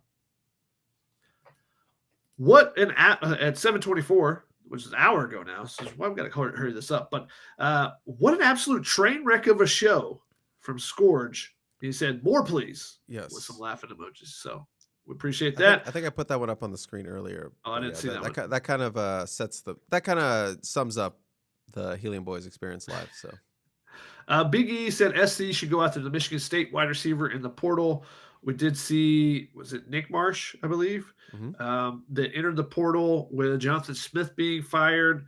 Jonathan Smith's a really good coach. I wouldn't mind seeing Lincoln Riley make a run at him to put him on staff for some type of position, some type of analyst position. And then, hey, if you could bring Nick Marsh with him, that would be great for USC because they could really use that big-bodied wide receiver if we assume that Lemon and Lane are gone. They could use that big-bodied wide receiver on the outside that can go up and make plays opposite of Tanook Hines.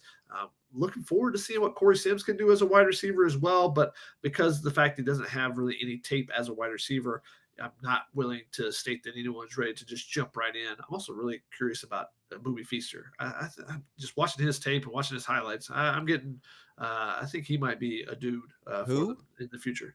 Booby Feaster, pervert. Booby Feaster, what a name. He's ranked number 69 in our bunch of freaks over there at 24/7 Sports. Freaks in nature. A bunch of freaks, I tell you. Freaks in nature. That's right. That's Booby Feaster. He's really good. Mark said personally he likes Waymo's skill set. How about a 2-back set like they did when Waymo and Eli Sanders, talking about if Waymo and Jordan was able to return for the bowl game to be beside or who would be the starter with King Miller? That was kind of a discussion that was going on.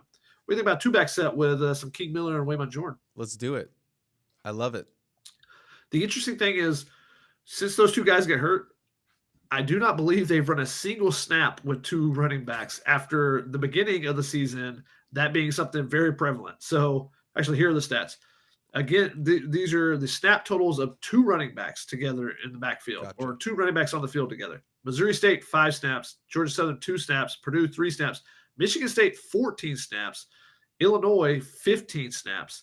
And so that was partially because you did have Jacoby Lane hurt there. Since then, 0 snaps with 2 running backs. So once those guys got hurt, they were like, nope, King Miller's the only guy. We'll put Walker Lyons on the field more in the 2 tight end sets versus having an extra running back out there. So that was kind of an interesting thing there.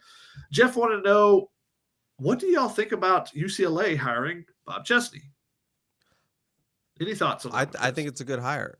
I think Bob Chesney, it's a high risk, high reward, just going with a lower level guy, but has won, built a winner there, continued what I'm blanking on his name. Cinetti, Cinetti Kurt Cinetti. did there, kept it going, kept it rolling, which is not always easy to do. But now you're gonna see if he's able to build his own little program with not a solid foundation. He's got to start over here with UCLA. He's got some players. We'll see if Nico sticks around. I imagine he would, but build around him. So high risk, high reward. And if you hit like Indiana hit with Kurt Signetti, then yeah, home run hire. I think it's a good hire.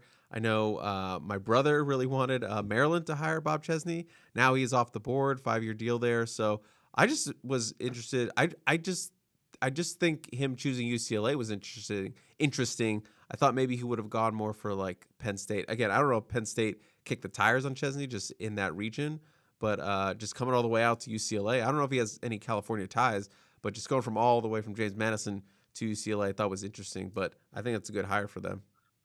Yeah, and it'll be interesting to see how it works out because sometimes you make that big jump across country, you don't have those connections, Mm-hmm. it can be flop. You think about Kalen DeBoer when he first got to Alabama, and there were a lot of questions about that, right? Like, how's this going to work out? We've seen it. I think back to Mike Price going to Alabama from Washington State. Now that flopped for a different reason. Strip club flopped, or strippers flopped. I don't remember the exact story on that one. With his, I think he paid for it with his school credit card or something. That was the '90s. What a wonderful time! But just making that jump across the country, if you don't have those connections, how's that going to work? Same thing with Lincoln Riley when he first got to USC. Didn't have the big connections in Southern California, didn't really attack it that way. So that'll be something to be interesting to follow if you're following the recruiting battles for USC. How does UCLA kind of attack Southern California? Or does he continue to try to bring players from the areas he's more comfortable with on the East Coast? But yeah, JMU, they could potentially be a playoff team this year. So that's going to suck for them if their coach is gone. I mean, then you're going to, it could be crazy. There could be, if Duke wins the ACC championship, there potentially could be 2 group of 5 teams get automatic bids because they could be ranked higher than Duke because Duke is a 5-loss team.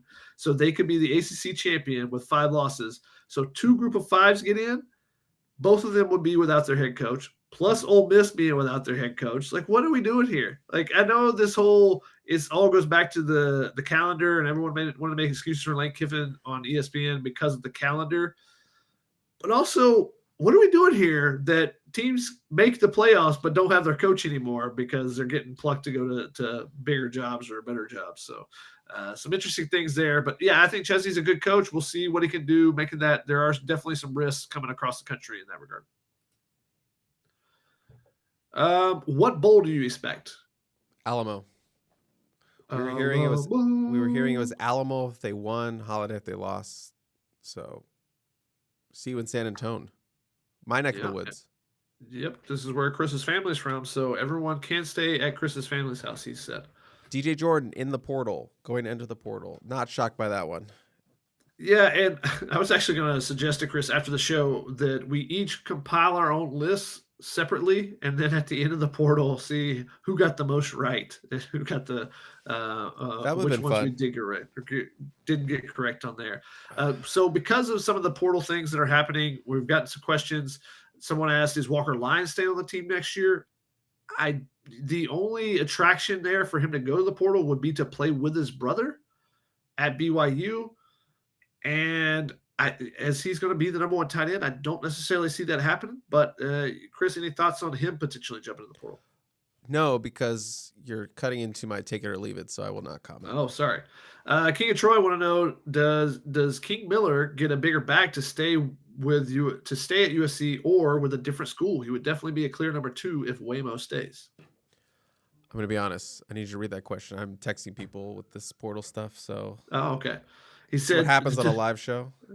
Does King Miller get a bigger bag to stay or with a different school? He would definitely be a clear number 2 running back at USC if Wayman Jordan stays. He's going to get a scholarship, going to get some NIL. I think he stays. Him and his brother love USC.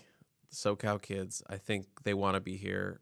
Just give them the scholarship's going to be huge, and they'll get some NIL. So I think that'll be enough to keep them there. Now, if a school's offering like whatever crazy amount of money, I might think about it. But again, I think they want to be Trojans.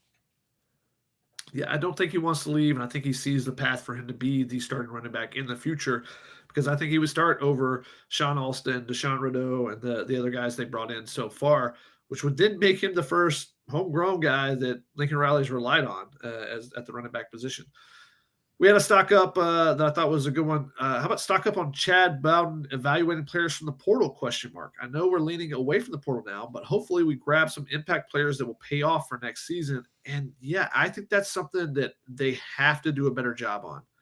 Their portal grabs from last year, just you compare. I think it was Connor that basically compared USC versus Oregon and the portal grabs, and Oregon. Obviously, they spent more money on their portal guys, but those guys all were playing huge roles for them. And USC's guys, while there were some that were playing some significant roles, just none were having quite the impact that you had hoped that some of them would have. Yeah, they definitely got to do better at that. You look at it, Keyshawn Silver, fine. Jamal Jarrett will have the thick six, but other than that, nothing really. Prince Strawn, put him on a milk carton. Zacharias Williams got injured, put him on a milk carton. You know, these guys that really haven't. Eli Sanders was good, decent, provided some spark. Obviously, the knee injury, terrible. Jeremy Reed beat out by a true freshman, or not a true freshman, a former walk-on at center. Ended up, being important when Killian did go down, as we thought. He's got that injury; it's probably gonna creep up at some point. So, ended up being valuable there. But again, if you're paying money, you don't want him to be a backup to start the year. You want him to be a starter to start the season. So, yeah, more misses than hits, I would say, in this portal cycle. This will be Chad Bowden and this front office's first time, really in the portal for the full offseason. So we'll see what they cook up and who they want to bring in for 2026. Yeah, you got nothing out of the wide receiver position at the transfer portal. As running back was really the only position on the offensive side where you really got anybody. Johnny Reed being beat out initially, but then was able to get in there and was a quality player for them. You got to get more impact out of the guys you bring in. Even the freshman All-American they brought in, Caden Chittenden, did not play at all this season. That's the other big one. Got beat out by Ryan Sierra and then was injured as well. Big E said, which guys do you think are going to going into the portal, not returning? That's something we'll be discussing as it goes on. As we've already mentioned, Brian Jackson is in the portal. Chris just said that DJ Jordan is jumping in the portal as well. Cam wanted to know who has the greatest chance of flipping from the current committed class. Do you foresee any flips leaving the class, Chris? I think the one that has, or the one that's like the one that comes to mind the most is Boobie Feaster. Texas A&M is still talking to Boobie Feaster. They're still in there with him. They're still talking with him. They're still trying to make that happen. So there was reports early in the year that he was going to take a visit. He said, no, I'm not going to do that. Obviously, USC has the no visit policy. So Boobie Feaster right now, everyone else seems pretty locked in. So Boobie, and with the build-up that USC is going to be able to flip Caden Dixon-Wyatt, the Ohio State commit, the local receiver, maybe there's some sort of trade-off going right there. Maybe they're a little bit worried about Boobie. So I think Boobie would be the one you're kind of looking at like, okay, we'll see what happens with him over the next 48 hours with Texas A&M, obviously coming off a really good class, more local in Texas, trying to get in there for Mr. Feaster. Yeah, I like Boobie Feaster's tape a lot better than Caden Dixon-Wyatt. The views I've seen of him in camps and in person. You just said you like Boobie tape. I do. You like Boobie's tape? Yes. Okay. I do. Just saying. Chris, does Maeva return for a senior season? If so, would other juniors follow Jaden Maeva's lead? You're stepping into my take it or leave it, but you put a gun to my head. I say he returns, and I will not elaborate anymore other than I feel like he returns. If so, would other juniors follow his lead? Meaning offensive guys? Maybe. I think obviously it's going to make it easier to recruit Like if you need that alpha receiver, it's going to make it easier to recruit around a developed top of the line Big Ten quarterback, NFL guy, as opposed to like an unproven redshirt freshman like Hassan Longstreet taking over the starting role, or a freshman like Jonas Williams. So you can sell more with Jaden. Like we have this guy, we have our guy. He won 9 games last year. He got better over the offseason. Look how much better he's going to get. He's going to be a Heisman guy. So absolutely, I think you can. It just depends on the specific player. I don't have a real list. I think everyone is different in terms of I already felt they were going to leave, as opposed to, oh, Jaden coming back will make this person come back, if that makes sense. Yeah, definitely. I think he's a guy that can help you recruit. If you were recruiting back a wide receiver from going to the NFL, it's good to know that your quarterback will throw the ball up to you. So that is a point that the coaching staff could use if they're trying to recruit Mekhi Lemon or Jacoby Lane back from the. Harry want to know, before the season opener, would y'all have guessed that Lemon would end up being predicted as a first rounder while Jacoby would be a day 2 guy at the end of this season? Yeah, I think we thought they had that kind of talent. I think we were really, really high on Mekhi Lemon. Obviously, he has had an All-American season, borderline Blitnikoff dude. I think it's a little bit better than I anticipated, but yeah, I definitely saw him as a potential first-round kind of guy. At worst, probably a third-round guy. Firmly a second-round guy, but really played his ass off and became a first-round guy. And same with Jacoby Lane. Those guys are both getting first-round buzz this offseason. Both of those guys, especially Jacoby Lane, was tabbed as someone's wide receiver 1. So the buzz was there. Talent was there for both of those guys. Played out differently for each of those guys. One has become a surefire first round. The other guy's become probably a day 2 guy. So, yeah, I'm not shocked by it. I would not have been shocked that Lemon would go before Lane necessarily, but I would not have guessed that he would be a first rounder, just because the size concerns.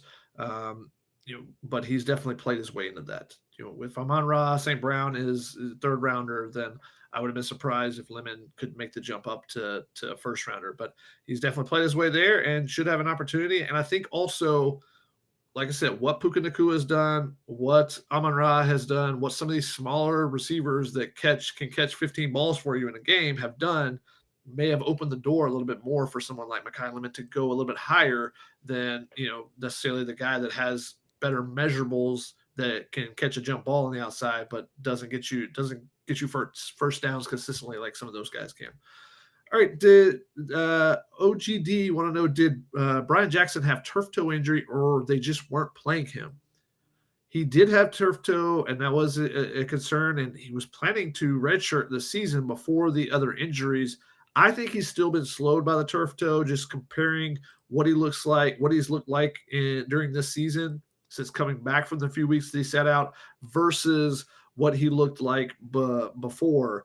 I think that it's definitely slowed him down. But he, like I said, got surpassed, and Riley Wormley got more opportunities than him. We've seen some of those other guys. Seen King Miller dominate the amount of snaps played versus them splitting since he's been back. So I don't know if that necessarily is because of the turf toe or them just not playing him, but the turf toe definitely slowed him down, and that's probably why they haven't played him as much. Good. Good comment there on the screen. Amon-Ra changed the narrative with Lemon. NFL doesn't want to miss on a superstar. Yeah, you don't want to miss on someone like Amon-Ra St. Brown. Jasper want to know, do we need to start an offensive lineman pull a Pregnon by shocking us and leaving? Any thoughts, Chris? I don't believe so. I know, obviously, schools went pretty hard for Elijah Page last year because, premier left tackle, obviously got banged up. So there's always a chance of that, but I feel pretty good about everyone sticking around and no one pulling a Pregnon. Yeah, I mean, that's the guy that you would look at just because he had gotten overtures last year as well. So he's going to come back, you would expect, instead of going to the NFL. We know that coming into the season, that was a question. If he played really well, could he make the jump? You think he's got to come back after having the injuries this season. And he played well when he was healthy, but not necessarily dominant, so that he's going to be able to live up to the expectation he's capable, or the potential he's capable of, to be able to be drafted much higher if he does return and has a healthy season next year. And last one, Chris, is Caden Dixon Wyatt, the wide receiver from Modern Day, really a flip candidate? He I would is. say so. He is, in fact, a flip candidate.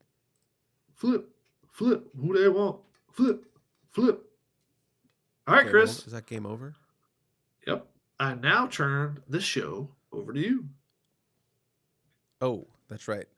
See, this is why I don't like the live, because actually, wait, I could just do this and make you there, so then people can't see me. Pull up my phone here to pull up my. Excuse me, got to talk into the mic. Talking to the mic here. You can see everything in the office here with me. This is going to be a very simple. See all the hats back there? By the way, what hat are we rocking today? Today we got on a Cleveland Guardians. Is what we're going with. Cleveland Guardians. Let's go. All right, Shotgun. Very simple. I have how many? 1, 2, 3, 4, 5, 6, 7, 8 names here. All these guys, I'm going to ask you variation of the same question. Are they leaving or are they staying? You're just going to take it or leave it. You're going to explain your feelings. Staying or leave it? Yes. Stay or leave it. We'll no teasing it, obviously. All right. Take it or leave it. Devin Tompkins is coming back. I mean, take it. I know he walked in the ceremony, but I don't think that. I know Eric Henderson said that he's going to be an NFL guy, but I think he's got to come back. And I think if they play him in a different way, I think he could excel and play a little bit more. He actually looked pretty good, or maybe even better as a defensive end than a defensive tackle. Now, do they have the big bodies that they can plug in the inside to be able to put him at defensive end? Because they don't have necessarily a clear third person at defensive end, with Anthony Lucas going to graduate this season and playing alongside of Braylon Shelby and Cam Fountain. I think there's going to be a battle for both a number 3 and a number 4 defensive end, and maybe they rotate him a little bit more in the future. Shotgun, take it or leave it. Jaden Maeva is leaving for the NFL. I got him staying as of right now. Just kind of things where the murmurs from behind the scenes, and then also I think it's best for him because if you look at, he's still got to take another step. He took a big step right from last year. Didn't have as many turnover plays, but he still has to take another step when there's pressure on him. His numbers just flatline when he's under pressure versus when he has a clean pocket. He's got to improve those if he wants to be an NFL guy. So I don't think that he can leave now and be considered one of the top quarterbacks. So therefore, you're going to be on that back end. There's going to be no faith or no considerations for you. They're not going to hold on to you longer if you're a 6th or 7th round draft pick. So I think it's in his best interest. And plus, 6th and 7th round draft picks ain't making a lot of money in the NFL, even if they're a quarterback. Quarterbacks at the college level make a whole hell of a lot of money. I mean, Carson Beck got what, $4 million? I think it was this year. So Jaden Maeva is gonna be able to get at least a couple million at men. And depending on how the market kind of fluctuates with all the new things with the rev share and stuff, I think he's going to get paid pretty well. Shotgun, I know this has been, people have talked about this on social media. There's a comment about it here, so I'm going to ask you here. Take it or leave it. Kamari Ramsey returns for another season after a down year. I think it's in his best interest to return. I think the ability that he's shown that he can play multiple positions is a positive. But I think if he comes back and is healthy and can have more of an impact, he can take his stock to another level.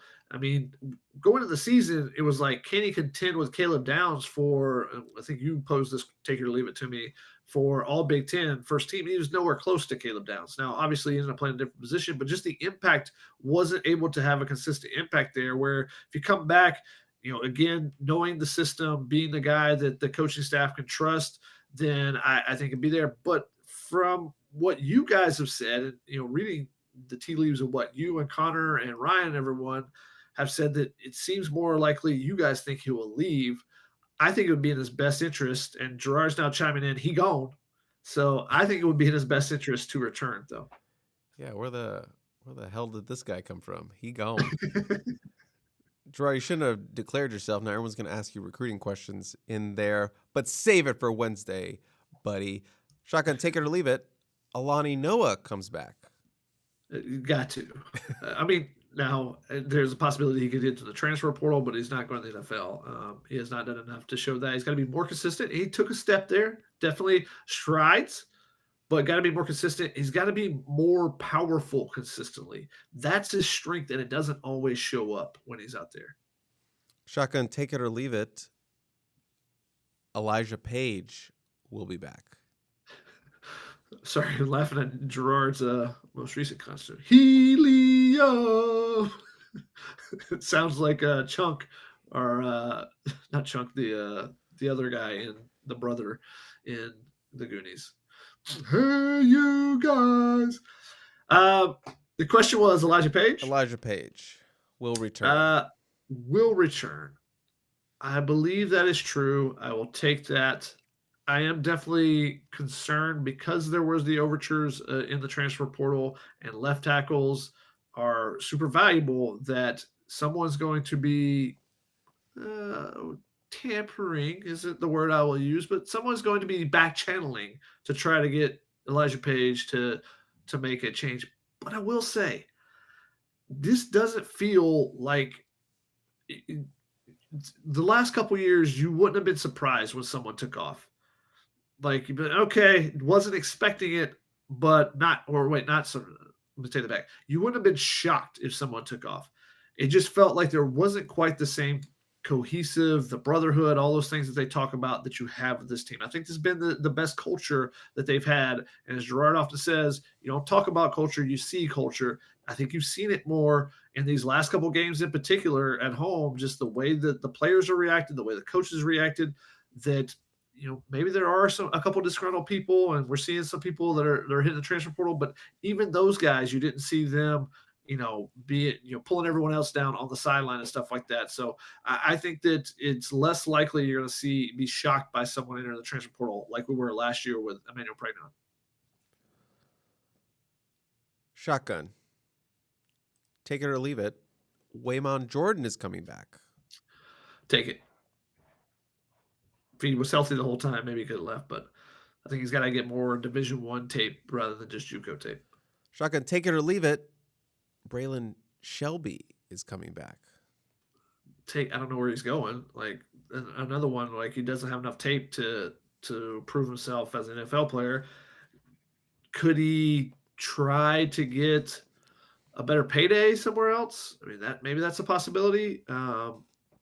But yeah, I think he'll still be back at USC. Seems to really like it at USC. He's going to be one of the leaders, and they got to find a way to unlock him and Cam Fountain to be able to be better pass rushers, more disruptive in the run game as well. Creating tackles for losses rather than just they. You know what they do really good as the defensive ends? They set the edge. They set the edge.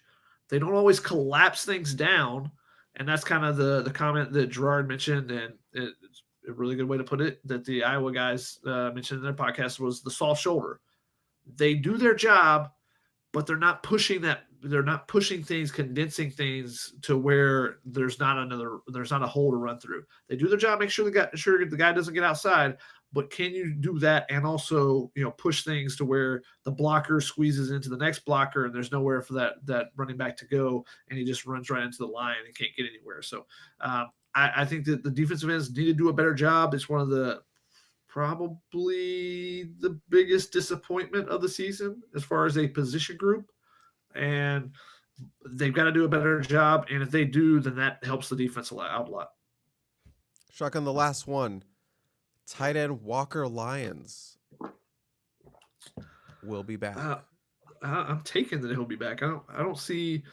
I mean, I guess, like I said, with his brother going to BYU, he could potentially make that jump so that it'll be easier for the parents to be able to attend both their games. But he's going to be the number one tight end, and they've used him a ton this season. He's taken some big strides this season. I'm going to take that he'll be back. I mean, there's a pretty good tight end coming in, Mark Bowman. I think that is part of the narrative, that Mark Bowman is the guy once he steps on campus. All the money they've invested in Mark Bowman coming on campus. You got to prove yourself still. I mean, they gave plenty of money to Keyshawn Silver, I believe. I don't know that for sure, but he didn't start. he was the starter at the beginning of the season. He eventually earned the starting role, but you got to come in. They gave money to Barry Alexander. He didn't start. And then because of that, he ended up leaving. But I think that they've proven, at least on the defensive side, we'll see with some of the other things, but you gotta go out there and make yourself the guy. We're not just going off of whatever the spreadsheet says as far as the dollar, the pay schedule. All right, Shotgun. Here we are at the end of Take It or Leave It. We're going to overtime, our first live overtime of the Helium Boys. Overtime. So it was kind of hard to figure out what I wanted to do because there's no opponent, so we can't base something off of that. And it's too early to do anything Christmas related, Shotgun. That would just be crazy on doing it December 1st. That's crazy. So Wait, you're not one of those people that's Christmas time starts on November 1st? I still got freaking Halloween decorations up, baby. I still got to take those down. I'm not there yet, so couldn't do anything Christmassy related. So, but you know what is going on right now, Shotgun? Coaching carousel. Coaching carousel. Mark 97 says blind rankings. Blind rankings.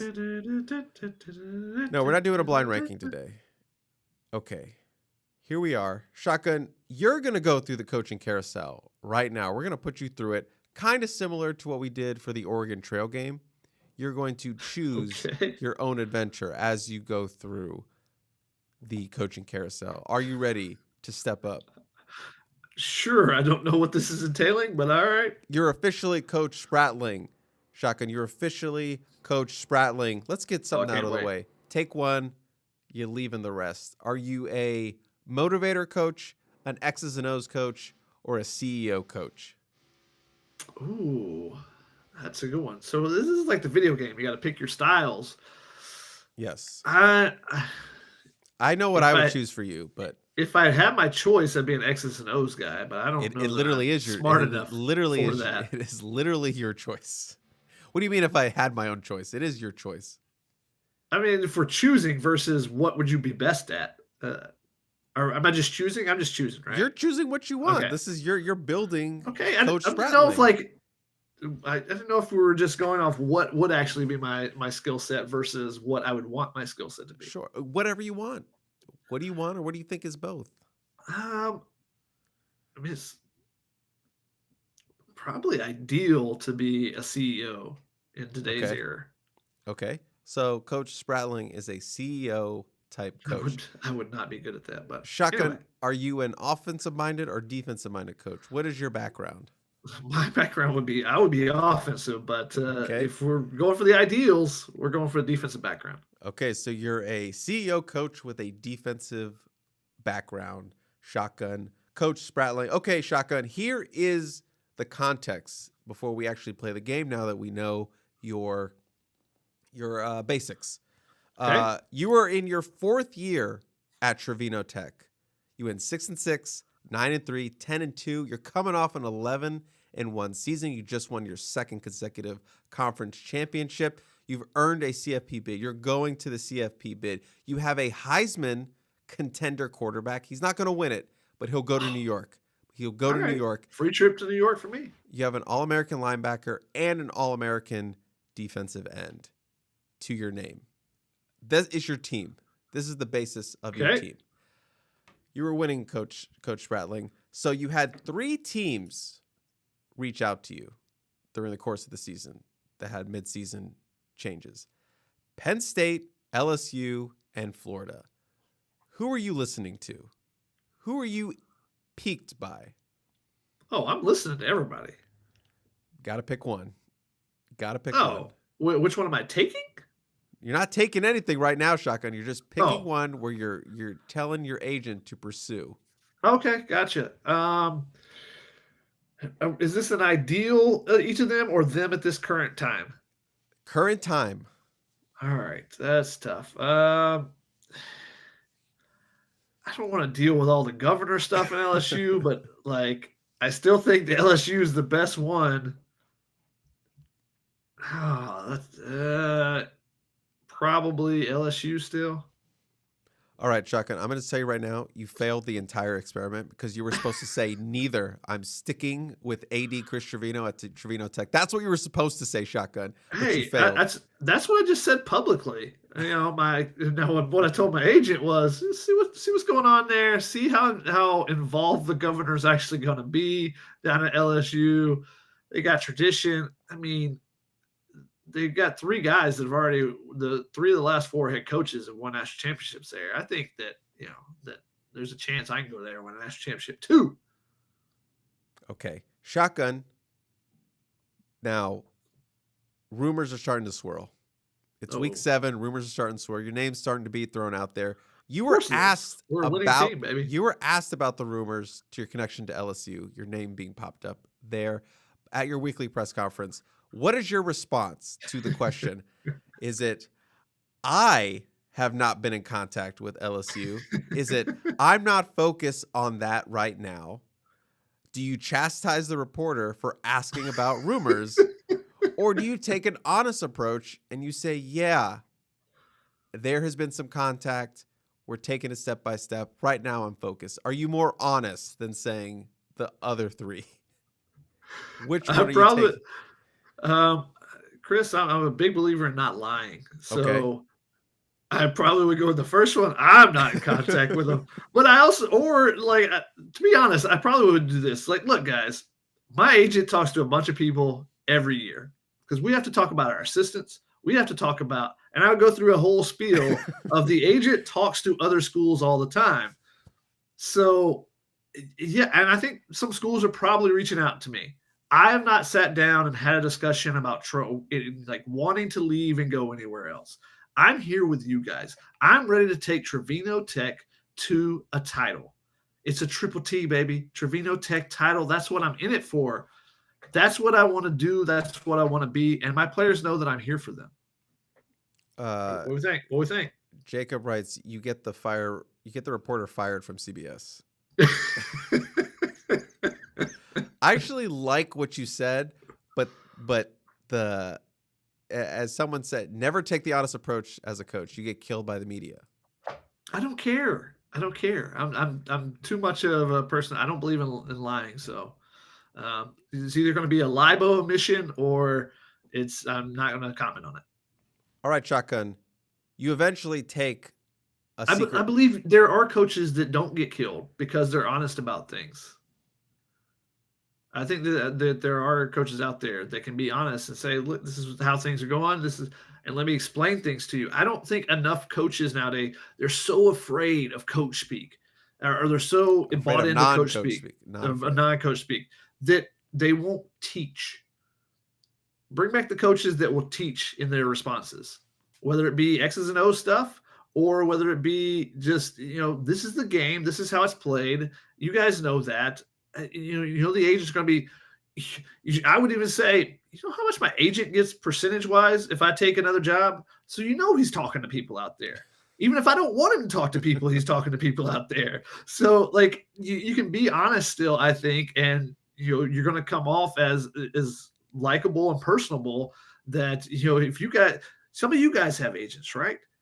If do you not want your agent out there working for you? Hey, I want him out there working. I want him to talk to people. But it's going to take a heck of an offer. It's going to take something to blow everybody else's offer out of the water for me to ever think about leaving Trovino Tech because this is home to me. We want to bring a title to Trovino Tech. Asian Wolf says, how much can TT, a.k.a. Trovino Tech, grow? Just one title or a dynasty? That's a good question. And so also, what do you want out of your coaching legacy? I think if you do bring a title, I think to Mississippi State baseball, I don't know if many people know this, Mississippi State had never won a title in any sport ever. No team sports. They won a title in 2021 with Chris Lemonis as the head coach. They pushed him out this year. 2.5 years later, he was pushed out because he wasn't close to bringing them another title. You've never won a title in the history of your school, and you're going to push the guy out after 2 years? He should get to retire there. There should be a troll. I mean, there should be a statue built immediately for him or something. And just like that fan base, I was there in 2021 and the Super Regionals, and there were people talking about we really got to get rid of this guy. And then he took him to a title 2 weeks later. It's just some fan bases can make you want to leave and head out the door a lot quicker than you necessarily want to as a head coach, and just not deal with the constant hum that you hear around it, especially at a place like Starkville that is very small. Like literally on that trip, I went and had breakfast, and Mike Leach sat down at the table beside me. So just random people were just coming up saying, "Can I get a picture with my grandson with you, Mr. Leach?" Where's that coach now? Mike Leach? No, Mississippi State. Oh, Chris Lamonis, he got fired during the season this year, and he has not taken another job. He was offered a couple of smaller jobs. He potentially will be as an assistant and then hop back in as a head coach next year. That would be my guess of what happens with him. All right, Shotgun, you went with the honest approach. Obviously, you're taking some heat in the media. Some people are applauding you for the honest approach. Some people are saying you're a snake and a con artist. There's a tabloid. There's a New York Post style rag that's shitting on me for sure. Yes. So obviously you're going to take your agent has arranged the secret meeting with the LSU administration leaders. So the question is, do you fly out to the secret meeting? Maybe you're on the road recruiting and you kind of just, you stumble wherever you're recruiting in Texas or someone, or do you have them come to you maybe like on a road game or something like that? Do you go to them or they come to you? It depends on what our time frame is. If we have the time to, I want to check out the facilities, right? I want to see what you guys have. I don't want to take something blind. Though I say that as someone who went to 2 different colleges without ever, going on a visit to either one of them. Pictures look good. So ideally, I want to go see what the facilities look like and get an idea of, okay, is this thing ready to take the next step, or there's a lot of building that's got to be done here that is not ready for me to just step in and immediately be able to win right away. So I would want to do that now. One thing I might do, Chris, because I don't mind driving. It depends on how much time you actually have. But instead of flying into Baton Rouge, I'm flying to Dallas. And then driving? And driving over or something. And because I don't know where Trovino Tech exactly is located, but I'm assuming we're near a metropolis area. The flights from Los Angeles to Dallas or Las Vegas to Dallas or whatever are not going to raise any bells of, oh my gosh, Kiffin's family is going and looking at schools. And like, why is Kiffin's family not supposed to go look at schools? Like, that makes sense. He has a son that's in high school. You're just going to be like, well, sorry, son. Enjoy Oxford High School. I know everyone's going to hate me, but enjoy playing in front of them for the next year and a half or 2 years, whatever he has left in high school. All right. So he is. Wait, what was your answer? I'm flying out. You're flying and out driving and across. driving. Okay, so you're going to them if I have the time. Yeah. If you have the time. All right. Also, Chuck, why do people not just Zoom as far as the actual meeting? Don't they just Zoom and talk on the phone? Like, Zooms are awkward. This is awkward. Like, everything is awkward for you. All right, Shotgun. You make we at Trovino Tech probably can't match the salary. You make $7 million at Trovino Tech. That's where we offer you. LSU comes in. They're gonna put two offers on the table. They're gonna offer you $12 million as your salary, or they're gonna offer you $9 million, and $2 million of that they're gonna throw directly into the NIL fund. Which deal are you taking? Where's the other $1 million going? Listen, it's the governor. There are elections coming up. There are things that you don't understand, Shotgun. You don't have to worry about it. It's local politics down in the bayou. You have to worry about that extra $1 million. Don't worry about that extra $1 million. Don't worry about that extra $1 million.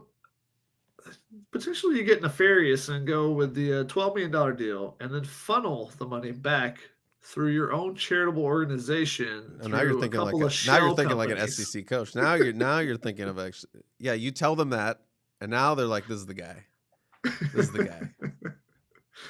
All right, But Shotgun. you got to take care of your players. Like if you don't have money for players, then you're not going to be able to win at an SEC school. So the better deal for longevity is to take the 9 million, invest the money in the players, and then after I do well after the first 2 years, my agent's going to be knocking down the door of the AD going, "Where's our raise? Where's our raise? Give us our raise." Shotgun. It was my understanding there would be no math. Exactly. Who knew, Jeff? Who knew? Is TT an East Coast or West Coast school? We are East Coast school. We're East Coast school. Like we're in the DMV. Is that what you're saying? Yes, we are in the DMV area. Yeah, I think that I gotta go to the bayou and get some good food. Okay, Shotgun, you have accepted the job. The deal's in place. Do you, to me, demand to coach the playoff game?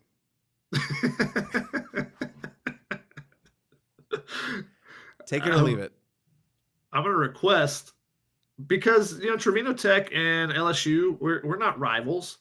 I think that's the big sticking point for the whole Ole Miss LSU thing.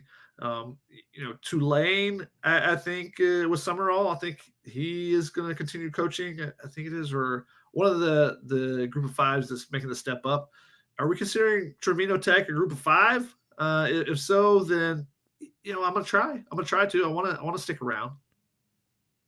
We're gonna tell you to go F yourself. Sadly, Shotgun. And then I'm gonna give a nice interview with Marty Smith after he drives through the woods to get over there. Like, I understand their position. Hey, I wanted to be there for the players.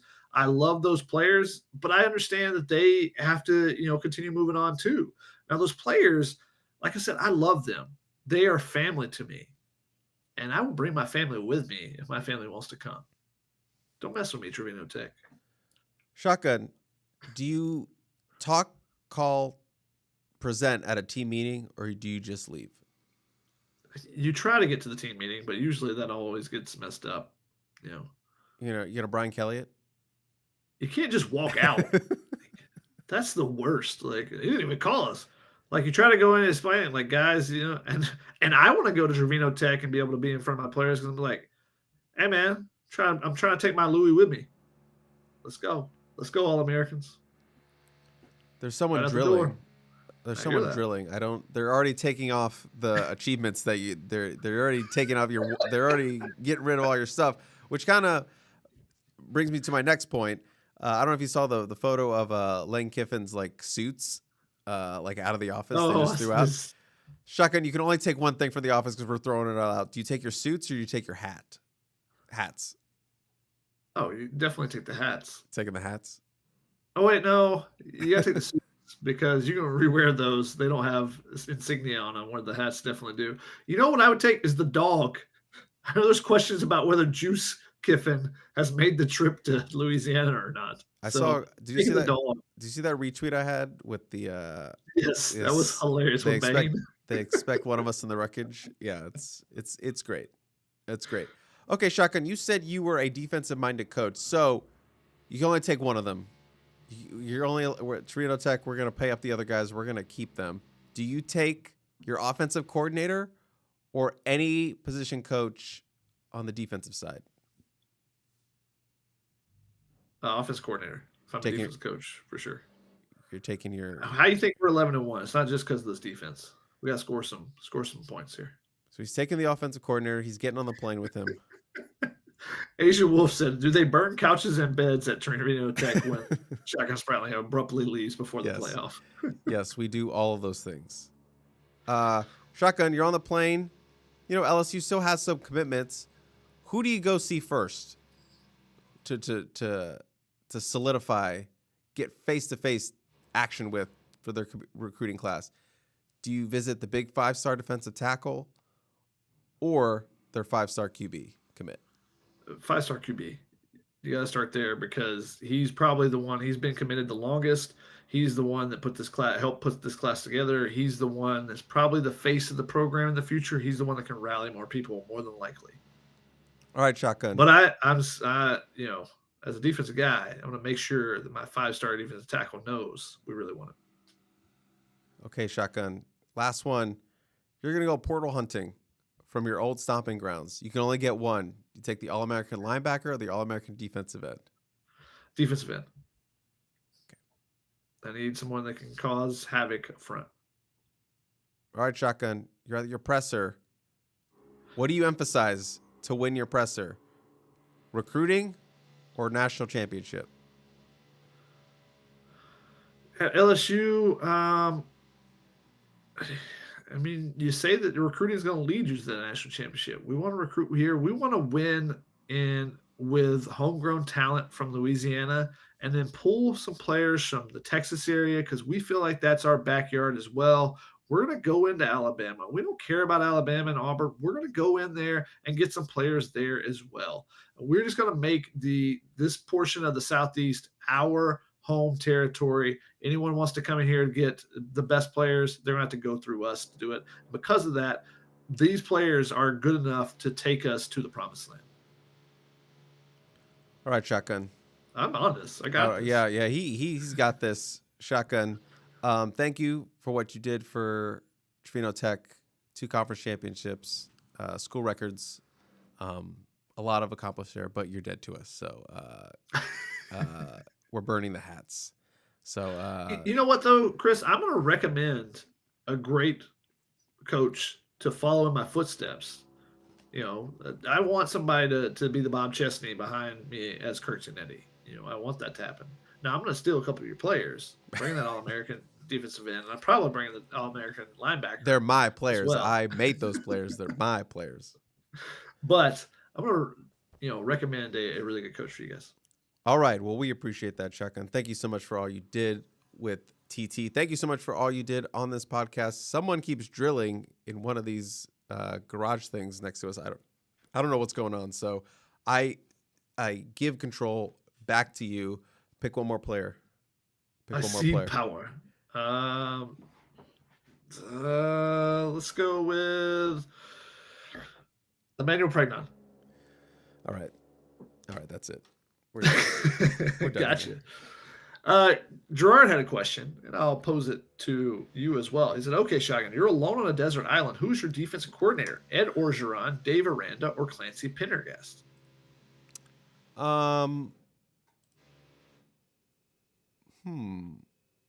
I think Ed would scare me after a few days. I think Dave would be the most like Aranda would be the most like get me through it, I kind of think. But Clancy, grew up on a farm. He's got a farming background, so I think he would have more experience kind of living off the land and kind of working with that. But again, a desert island, does he mean a deserted island? So I don't really know what the context. I don't think maybe he means deserted island, not desert island, or maybe he means a desert island. I don't know. I kind of feel like we'd go Aranda, and then my second choice would be Clancy, and my last would be Ed, because he might eat me. I think Ed would eat me. Yeah, if I'm on a deserted island with someone, I don't necessarily care about their defense coordinator abilities, but if I'm picking one for defense coordinator, I'm probably taking Aranda. And if I'm on the deserted island, I'm probably also taking Aranda. But I don't know his caffeine consumption. I know Ed Orgeron slammed Red Bulls all the time. I know Clancy Pendergast drank a hell of a lot of coffee.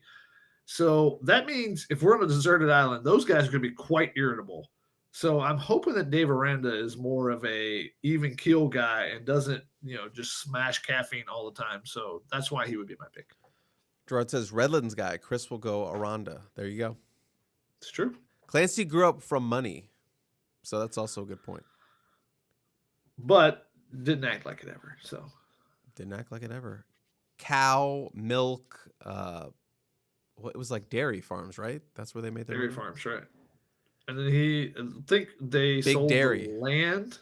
Okay. To where the Cardinals stadium was, or something like that. There you go. There's something that was unique with him eventually being the Cardinals defense coordinator in the Super Bowl, and then the land for that stadium had actually come from his family. If I don't know, I might be incorrect in remembering that, but there's something like that.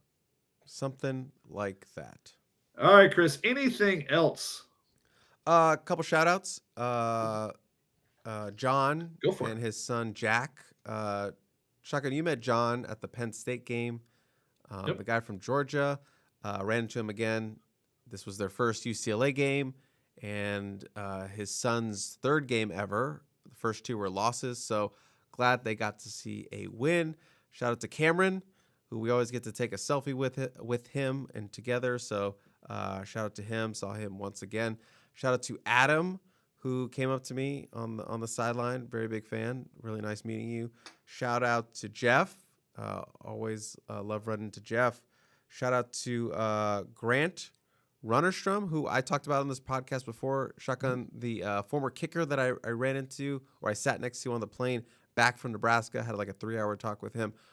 He was at the game, wanted to meet up. We talked again. He has started listening to this podcast, Shotgun. And Awesome. yeah, so he asked, "Where is Shotgun?" And I was like, "Oh, he's not here." And he freaked out. He was like, "He's not here." So Shotgun, you have a new fan that gets angry when you're not at places. So shout out to Grant, aka Runner. I did try to find flights to make it out there after it was determined that my family was going to desert me. But couldn't find a cheap enough flight, so unfortunately, I wasn't able to make it. Thanks. Shout out to GM for jumping in the comments for us. We always love getting his perspective as well on his comments. And I think Mark wanted to know once TT has an opening, are they immediately reaching out to Gmart? That seemed like the immediate Absolutely. thing to do. He'd be our GM. Yeah, I just don't know if he's got the personality to be in front of the media there, though. Also, Braylon Conley to the portal. So I gotta get writing some stuff, Shotgun. I gotta get my tracker going. All right, we got to get off of here because another player has the portal. That's 3 during the recording of the show. But thank you so much to everyone for taking the time to join us. Thank you to everyone that will watch this going forward. We appreciate especially the super chats that you guys had. Thank you guys so much for always being listeners throughout the season. We really enjoy seeing everybody. Hopefully we'll get a chance to see some of you at the bowl game if we're both at that as well. But we really appreciate you. We want to do something kind of special at the end of the season here, so we try to throw this live show. Don't know that we'll necessarily do it anytime again soon because Chris is freaking out over there, but we do appreciate all of you, and we hope that if you were not subscribed to the Peristyle, you take advantage of our 75% off sale that's going on right now. It is our Cyber Monday sale. You got a couple hours left. Make sure to jump on that if you are not already. But we appreciate you guys. We love you. I love my partner in crime over here, Chris Trevino, and we are officially